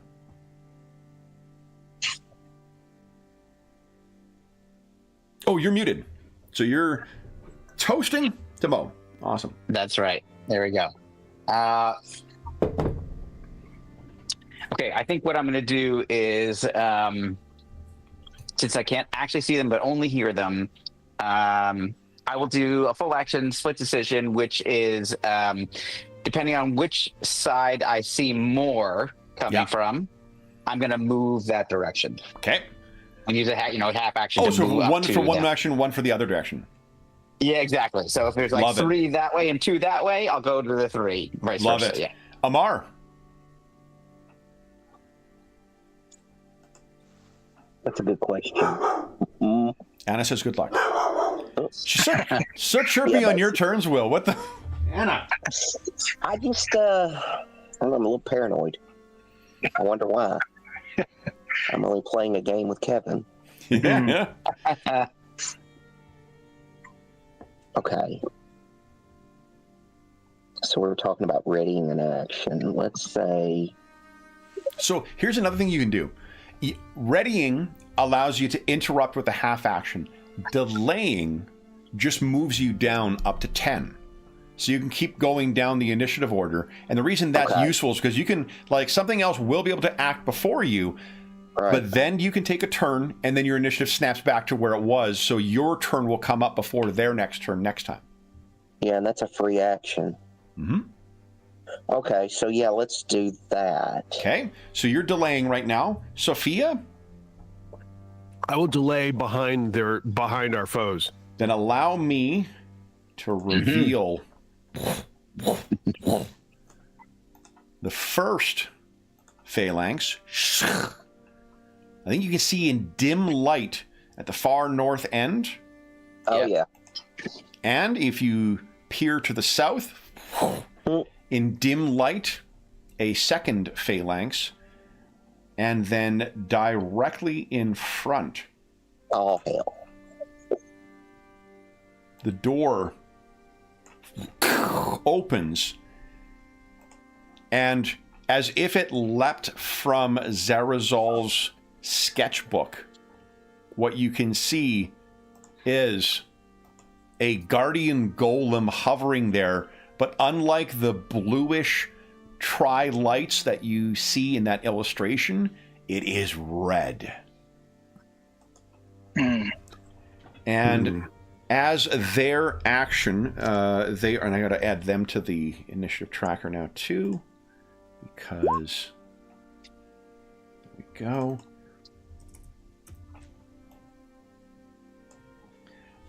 You can see there is that little thing attending, an appendage underneath it that a vulgar person might make sexual associations with. But it appears to be a gun of some sort. It fires at... I guess Molly, you're the first one who can see there. Can I ask a question? Of course. Does my ready to have action let me interrupt their... The way you described was at the one end or the other end. You did not contemplate a door opening in front of you. Oh, that's what but I was wondering if I could run towards the one of the two ends. Yes, you could. Yes, you could. You could... Okay. So I'll move 30 feet towards the north. He whispers in Sophia's ear as you go, "You got this." My real idea is that I'm a mercenary. I'm going to start a wall here so they don't all run past me and get to my companion. That's my plan. Anyway. Absolutely. And those, it is it's 12 of the Steel Stole squires that you had seen before that have come out. Which means, I guess, Sophia, this is coming at you. There is a pulse of energy that shoots out and fortunately misses you. But where it hits the wall, there's a discharge of electricity akin to what hit the floor before. Almost a stun gun. Now, Amar, you and Sophia had delayed. Amar, would you like to go first? Yeah. Yeah, let me just ask you a question. Of course. You said the thing is floating. I assume that means it's still within melee range, or is it like The ceiling, the ceiling is only 15 feet up, so you can probably hit this thing if you really want to. And this one happens to be hovering low enough to go through the 10-foot high door. So yeah, you can definitely attack this thing. Okay. And of course, I'm fatigued, which sucks. I got to figure out how to remove that. So there are different spells that you can use. There's different potions and shit you can acquire for reasonable prices. Let's go ahead and follow Malo's lead. You guys got this. I'm gonna go up there. Also, you being the canny fantasy craft players you are, the crafty players even, you can see that the Guardian Golem has 2 bars. It is a special. Yeah, I saw that. I did see that. Yep. So I'm like, maybe we should eliminate these guys first. Oh, I didn't have my move thing on. Let's try that again. That's okay. There needs to be something for that when you're doing the ruler instead of the move. Okay, so that is that's only 30. You can go 35. Yeah. Hell, I don't want to outpace him. You could then anticipate, try and get a bonus to your defense. Make a sense motive check against a DC. Yeah, DC 12. I just saw that. That's awesome. And then Sophia. So Sophia. Nice. I actually don't know what the crit on that is. I'll take a look. Everyone gets an action die, by the way. I'm way behind on that. I think we're fixing to need him. Oh, hey guys, that means I get one too. Holy shit! Oh, Damn it. Taking the sheen off that peach. Hold on. I don't think that's a saying, but here we go. After the forge, into combat. Anticipate. No benefit from a crit unless you want to pitch something. How about this? If you want to spend an action die, let's make it last 2 rounds instead of just 1. I can live with that. Okay. Awesome. Sophia, what are you doing? There's this hovering thing with a red, baleful trio of eyes staring at you. There. Rushing forward. Yep. So you're engaged with this thing now? And wisely or not, I am going to trigger flare. Interesting. Yeah. So my hand reaches up, actually just like right behind me. That is what happens right there, right directly behind me. Right go ahead and roll. I think is it 1d6 flare damage? Or no, it makes a save or it's blinded for 1d6 rounds, right? This thing does seem to have, it's almost as if like a fish's eye, there's a second eyelid that goes down, that closes and opens up. It does seem to have some kind of flare protection. Sophia, you are in. Yeah, so unfortunately it is not affected by it. But there is no way for you to have known that beforehand. All right, so its first action is going to be to kind of zoom into the room here. Reposition, and then it's going to fire a pulse at you once again, Sophia. That is a hit. You take 2 points of subdual damage, and armor doesn't protect against this. So 2 points of subdual, and then make a fortitude save against your the total subdual damage you've taken divided by 2, rounded down, plus 10. So give us a fortitude save, and then we'll kind of figure out what the math is. No problem. Nice. You can feel your muscles weakening when it hits you. That's it for it. Now it is the... Oh boy, the squires. All right. Each of them uses an action to that baton that's in its hand. It activates, and there's lightning that's playing across the tip. And they're able to get to here as the phalanx is advancing. They're not able to quite get to you guys because they are fairly slow. And at the other end, they do the exact same thing and then move up to here. if anyone gets like kind of a modern Doctor Who Cybermen stomp in their head, you would not be wrong on that. Sard, what are you doing? I would like to make me an elemental. Nice. What kind of elemental do you want to make? So now, unfortunately, I believe somebody said that these things have an Achilles heel electricity. Yep. Which unfortunately I cannot make an electric elemental. You know what? Let's do something fun. You want to give us let's make the difficulty a 15. Why don't you give us a spell casting check to try and make one of Storm instead? Sure. So that's cool. Okay, now do I need to, because I am fatigued, is that modifying my... Nope. Fatigue, you've already got that on your sheet. It'll be -5 to your speed and -2 to strength, -2 to dex. Fortunately, so it's just the shaken condition that affects wisdom and charisma spells or skills. Okay. So spellcasting. Nice. All right. So then, at the start of your next turn, a storm elemental will manifest. Sweet. Okay. Zerazol. Yeah, I see these ones coming here. I think of my staff's reset, hasn't it? It has. I shall cast the haste spell once again. I'll put it on Sophia. Does haste have a touch or close? What did it say? Let me have a look. Close. Close. Okay, so that is close quarters is typically 30 feet. So no problem. Okay. Sophia, you have an extra half action for the next 3 rounds. Nice. And then I'm gonna move north so we can try and eliminate the threat above before. One at a time. You got it. Yeah. So I'm gonna sort of go to the side of this thing to try and give us a flanking sort of opportunities. You got it. Malo. Okay.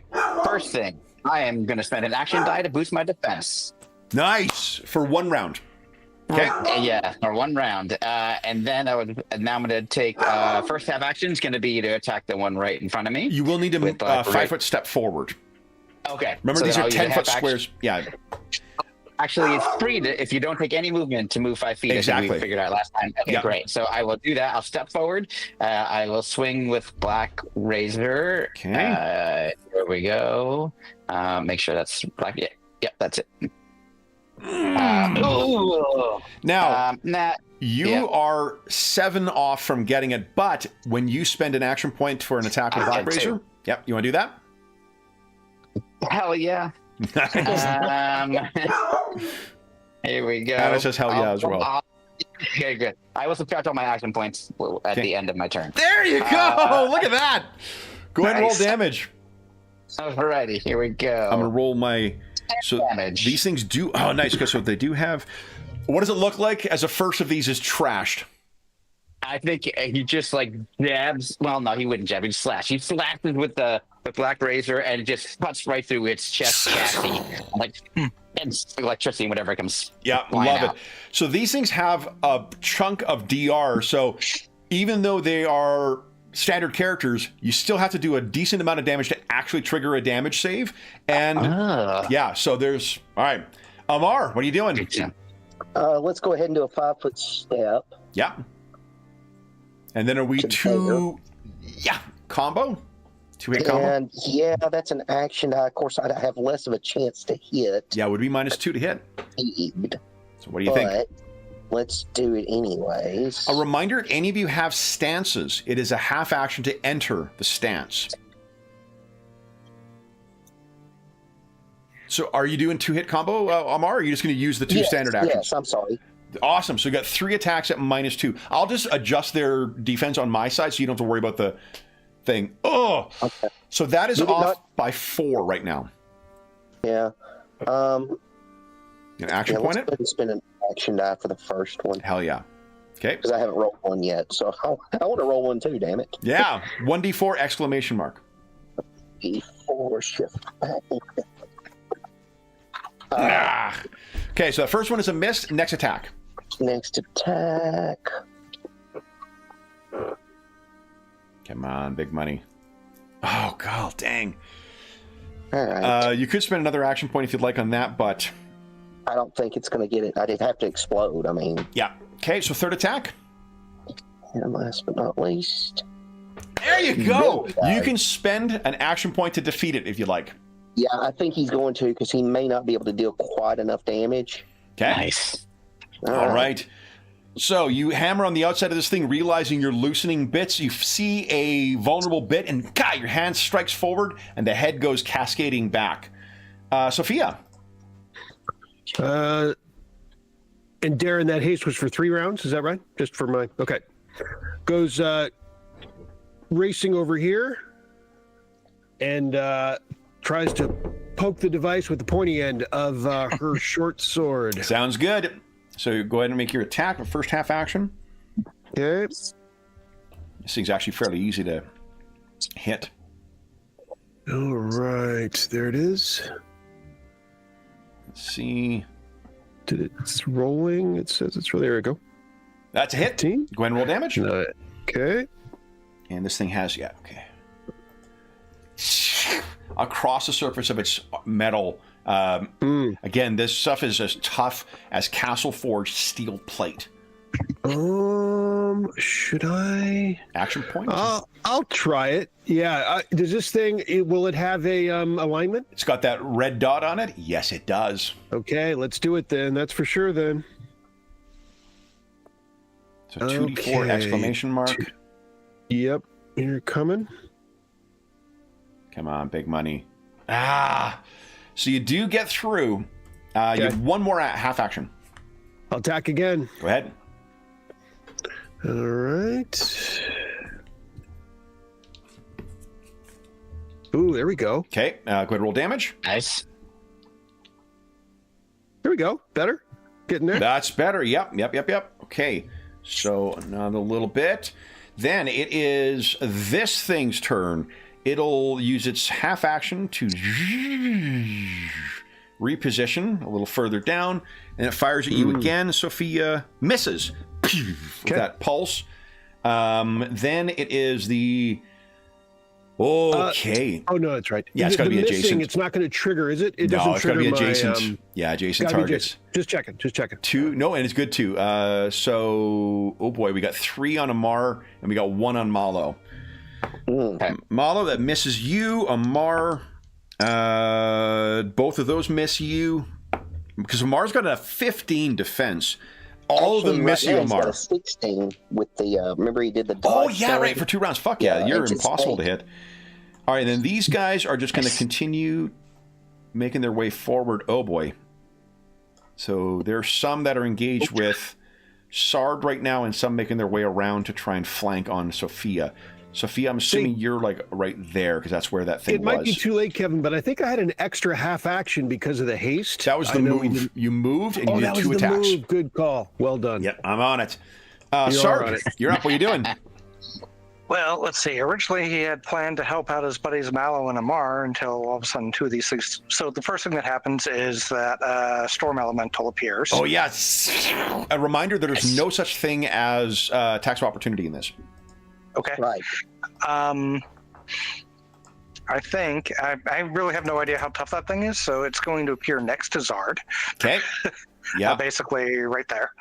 Okay, I'm just trying to find... Yep. Let's see here. And I assume it gets to. Sorry, does it get to do anything this turn, or does it just appear? This Hell yeah, turn? let's put this thing down here. Here Okay. we go.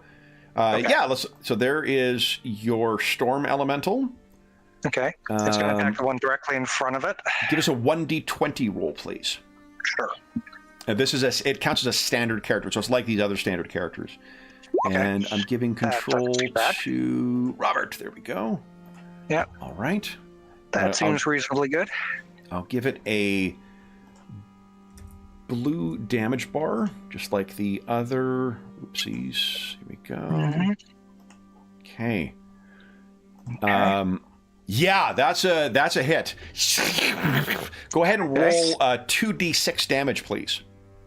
Okay, and its hands are glowing with lightning as it strikes. Which tells us what it looks like as your summoned Storm Elemental takes down the first of these.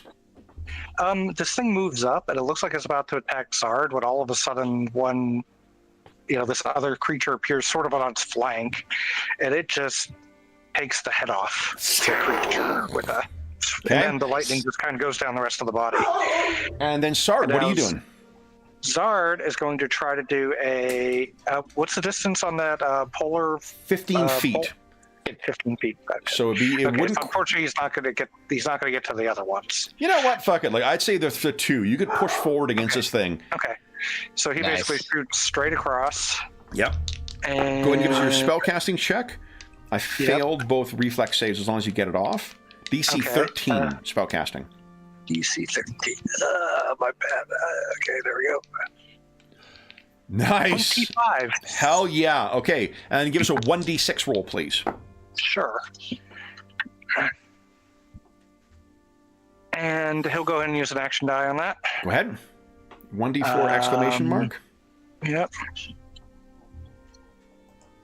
Come on, let's explode. Nope. Okay. I assume I can only use one action. Yeah, you die. only use one unless you got a special ability that says otherwise. Okay. One of them does go down, but the other one is just rimed in frost. Okay. And takes... Oops. 1 damage. Zarazal. I think I shall move over, stand by the side of Sophia, and just fire a polar ray downwards for those two below me. Let's see. Can you... Yeah, that's 15 feet. Okay, so go ahead and... Oh, you don't... Go ahead and roll 1d6. Yeah, 1d6. I failed my reflex save, so it's full damage. Nice. Nice. Do you want to action point that as well, or action dice? Make the damage save harder? That would almost guarantee it, wouldn't it? I will do, yeah. Okay. Nice. 7. That is 13 then, so... Crisscross polar frost. Yeah. 2 down. Malo. Okay, so I will take my first half action to drop into my stance. Nice. Which is martial spirit. So now I'm starting to get used to dealing with these things again, and now I've kind of got myself back into fighting form. So it's going to give me a +1 to hit and +3 on damage because I want that extra for DR. Love it. So then I will take a swing at the one directly north of me. That one. Yep. With Black Razor, and here we go. And so this will be with a +1, 19. It's a hit. Go ahead and roll damage. Okay, and this will be with a +3, so 7. 7. Okay. Of course, I'm going to spend a die. No, you don't need to. Don't need to. Okay. Okay. Sweet. Amar. Let's see. Let me look at how many action die I have. I don't think it's a lot. I think you got 3 right now. Unless No, it should be 2. Yeah. that should be 2. Okay.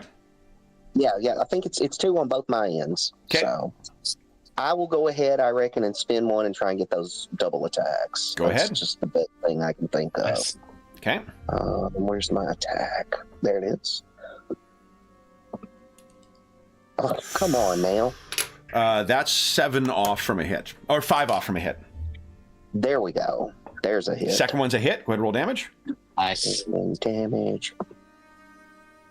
7. Okay, yeah, some it's damage. still around.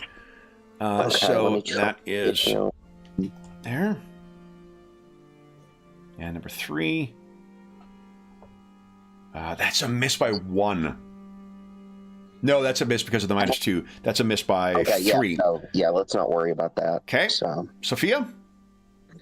She rushes forward towards what's becoming a nemesis, this floating, hovering, still a heathen, and slashes with her sword. Go ahead.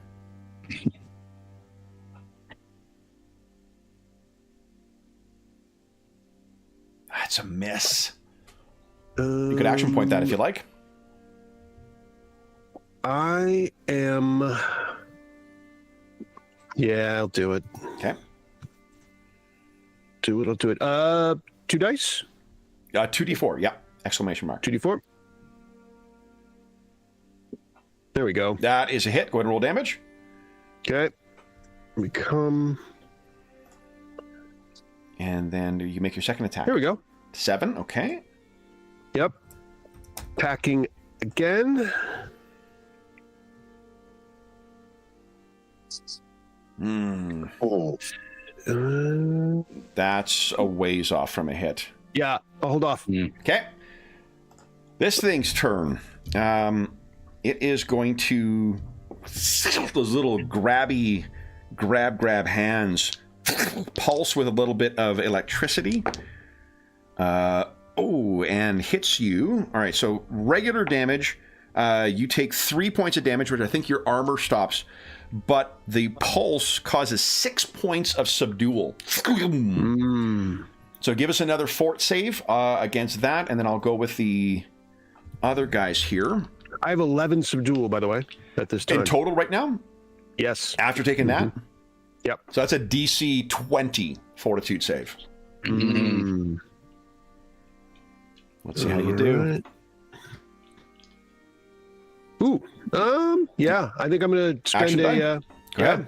1d4 That's a exclamation 4. mark. This is not an opposed roll, so you unfortunately don't get the heathen bonus. Fair enough. Let's see. Come on, baby. Yeah. It's not going to do it. Clear your fatigue and increase. Clear your subdual damage. Increase your fatigue by 1 step. Good. And if your whatever your fatigue step is, is it 1 or 2 right now? I'm at 1. 1. So -2 to strength, -2 to dex as well. You can put So that on I have adjustments. the no pain. You ignore the first fatigued or shaken. Yes, condition. love it. Okay, so you keep it on there, but you ignore the first one. All right, Sard, Zarazal, these things stalk forward. And holy, I hit you twice. Okay. Okay. First, do you have any armor? I can't remember. I've got leather armor. Nice. Okay, so this will protect against that. 6 points. Reduce. Is it DR1? It's only 1, I think. Yeah. Okay, It's so only take 1. 5 vitality from the first hit, 5 and then 4 vitality from the second hit after armor, and then you also take 3 points of subdual. Okay. So you will need to make another fortitude save against whatever DC total subdual damage. 12. How much damage? How much subdual have you taken so far? 4 I've got in total. 4. So 12. Yeah, so that's good. And then They also take damage from hitting me. oh, what kind of damage? Because of the Quicksilver staff, they take D6 cold damage every Okay, go ahead time. and roll. something Go hits. ahead and roll 1d6. Should I do them separate or? Oh, it doesn't explode, but No. Well, that's 2, 6, and 3. so 6 damage. Oh, I'll apply the same to each. So that is 1. Okay. So one of them actually frosts over and is unmoving any longer because it failed its damage Nice. save. Amar, one of those hits you with its disruptor. I can use a reflex save Yeah. to Try and Okay. parry. Yeah, it's awesome. Yes. Okay, so 19 is what I rolled, so that is not quite good enough. Yeah. Oh, But you take 6 points of damage to your vitality, and then you take 5 points of subdual as this neural disruptor hits you. And then give us your fort save against whatever your total subdual damage is, divided by 2, rounded down, plus 10. I'll do a second series of attacks on you. Fuck, I hit you twice more. You want to parry these? Would Will have dodged it altogether if he'd have made that roll? He would have, yeah.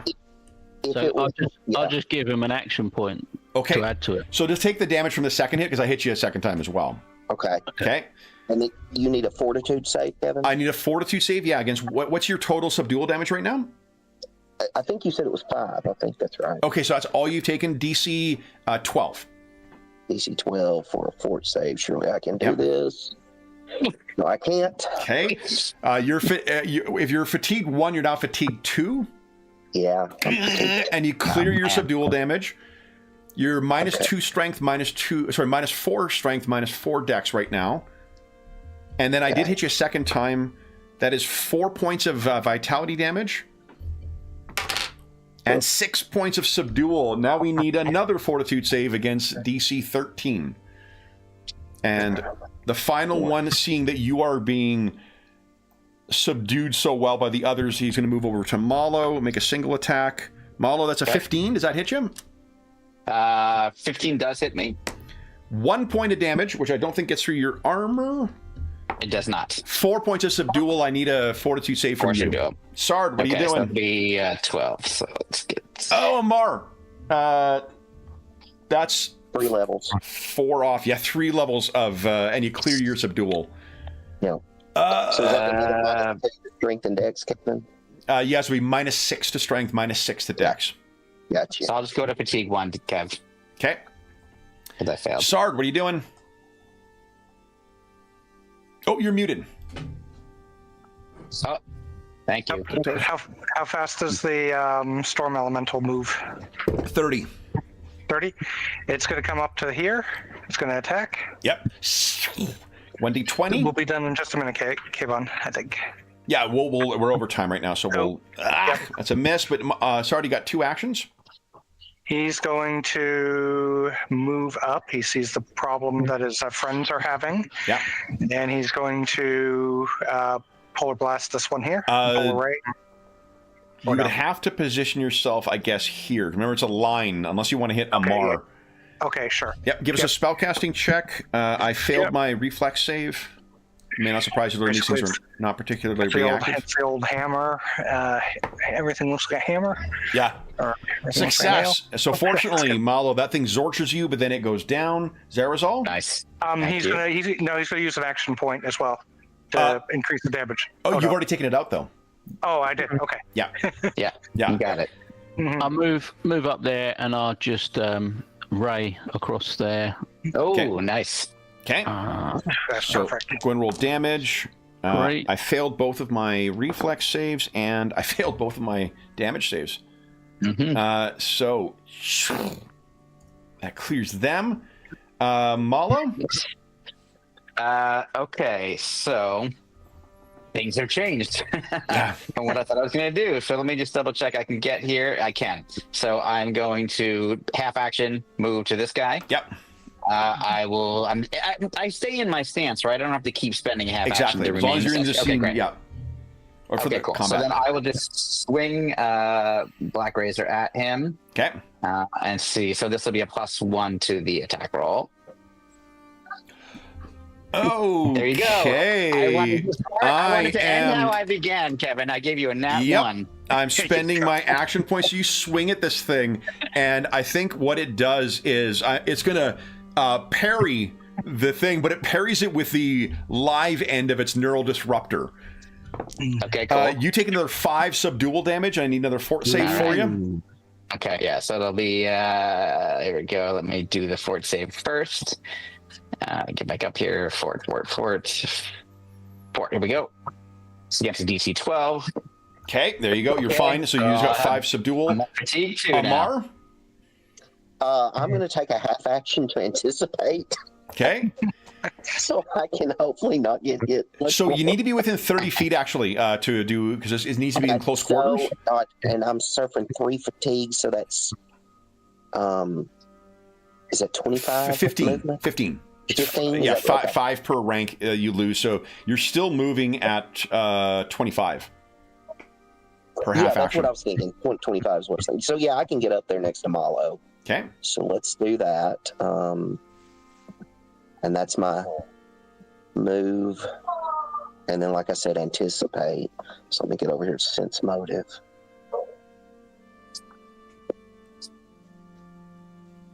Stop it. There we go. Okay.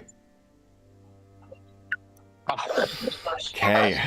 And that would have been a 12 you were rolling against. Do you want to action die it, or?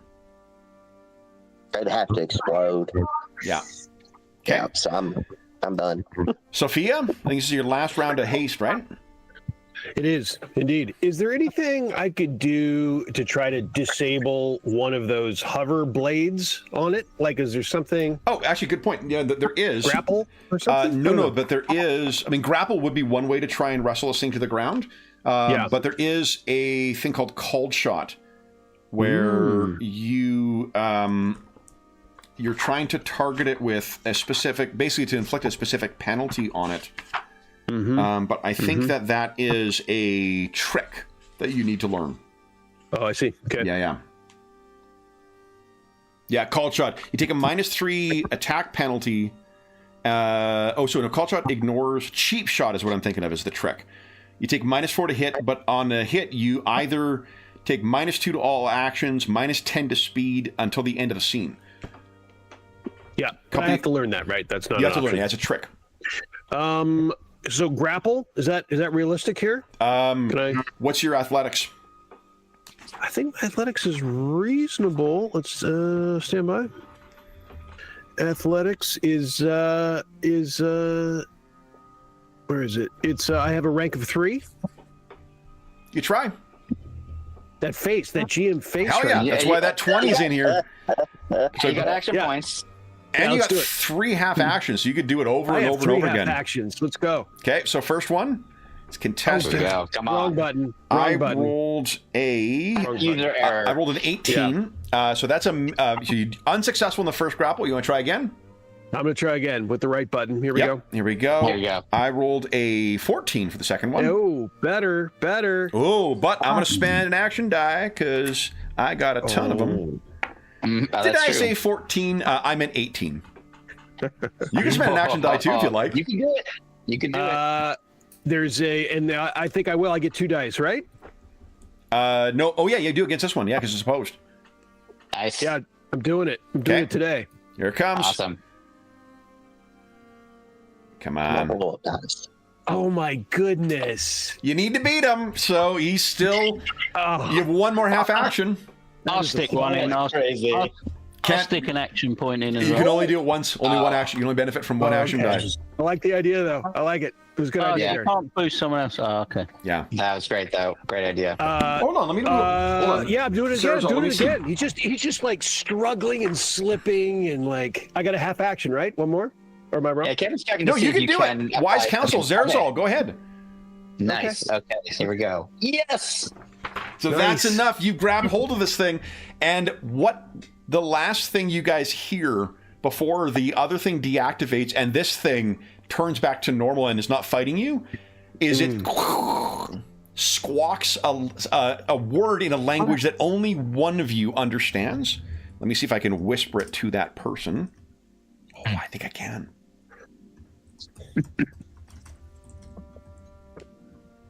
I'm just gonna, while you're doing that, Kevin, I'm gonna just mention if anybody out there is bidding on the adventure, the fantasy craft adventure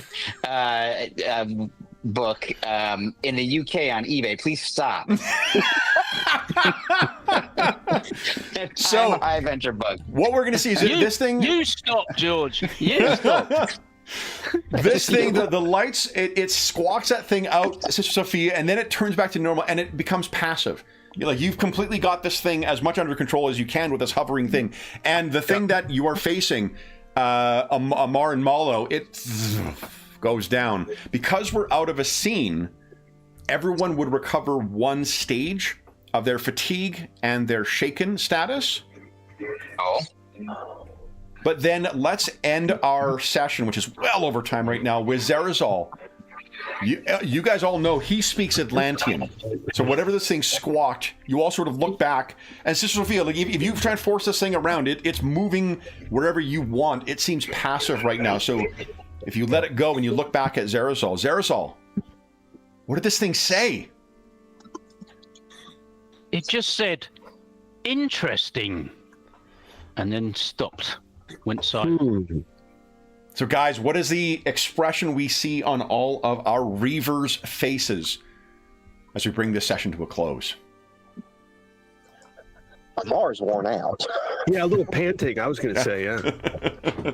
I think Malo's face is set because he's worried that Vormis will somehow get in here. Hold on, let me write that down. Vormis in... Yeah. no, okay, sorry. Horde of Vormis. Sard? Oh, you're muted, Robert. Sorry. Yes, thank you, Robert. His face was, yeah, his face is fairly kind of comes blank again because he hasn't actually been in this Atlantean thing before. That was Reagan. who was in yeah, there, so he right. hasn't seen one of these before. So what is this place? Yes. Zerazal? If he thinks if we can make this place safe, if we can clear this out, this is a wealth of Atlantean equipment and technology that can be sort of farmed here. And finally, Sister Sophia. Yeah. She says, it seems to be gone, but it is not dispensed with. Our job continues. Then, yeah, because there are... Except she's more breathless than I am. Like she's like, yeah. All right, so let's bring us back to the main things. That brings us to the end of our session. So, guys, that is chapter 2 of our Tales from Thule adventures. For those listening at home, thank you so much for joining us for part 2 of this summer campaign. We'll be returning to this throughout the summer whenever we find ourselves down players, so this is very likely not the last time you've seen these heroes or these troubles. As is always the case, if you have any comments, questions, or concerns regarding the session, the campaign, or the game we're playing, please don't hesitate to leave a comment down below, and I'll endeavor to reply in a timely fashion. There's also a link down below to the Dungeon Musings Discord server, where we have channels dedicated to most of the campaigns we have. We run on the channel, as well as most games. I'll be posting the character sheets for the characters on the Assorted Games channel. I already shared Sister Sophia's sheet last night, but I'll share the other 4 characters over there. There's also a link down below to our friends at Noble Knight Games that we mentioned earlier on. Noble Knight Games is the preeminent unionized retailer of hard-to-find and out-of-print RPGs in North America. Not only do they have an incredible selection of new role-playing games, board games, and card games, they have an unmatched selection of hard-to-find and out-of-print RPGs, including Crafty Games Fantasy Craft. If they don't have something in stock that you're looking for, you can put it on a want list and they'll send you an email when it comes in. And if you make a purchase of $10 or more through their website, be sure to enter the code MuserNight, all caps, all one word, listed down below. It'll save you 10% on any purchase you make of $10 or more. And that will change as of July 15, 2025. So if you're listening to this after that time, just come back to one of our more recent videos. We'll have the discount code listed there. The last thing I will say is a huge thank you to our stalwart Reavers. So, Sean, Darren, Will, Robert, and George, thank you so much for joining me back in Thule. This was... Every session of this game makes me love it more. I really love running this thing. So thank you very much for the opportunity to get it back to the table. And for those listening at home, we'll be back in Thule tomorrow. We are down players in our Traveler campaign. So tomorrow on Sunday, we'll be back again with, I think, an entirely new slate of heroes. So we'll have to see what has happened and what is transpiring to bring them into the mix of this campaign. But until then, we hope that we gave you a few hours to take your mind off the troubles of our world and think about the troubles that our Thulean heroes, the Reavers themselves, are encountering. 300 years have passed, and it seems that there is still nothing but trouble to be found in Thule. And until we see you again, stay safe, stay healthy,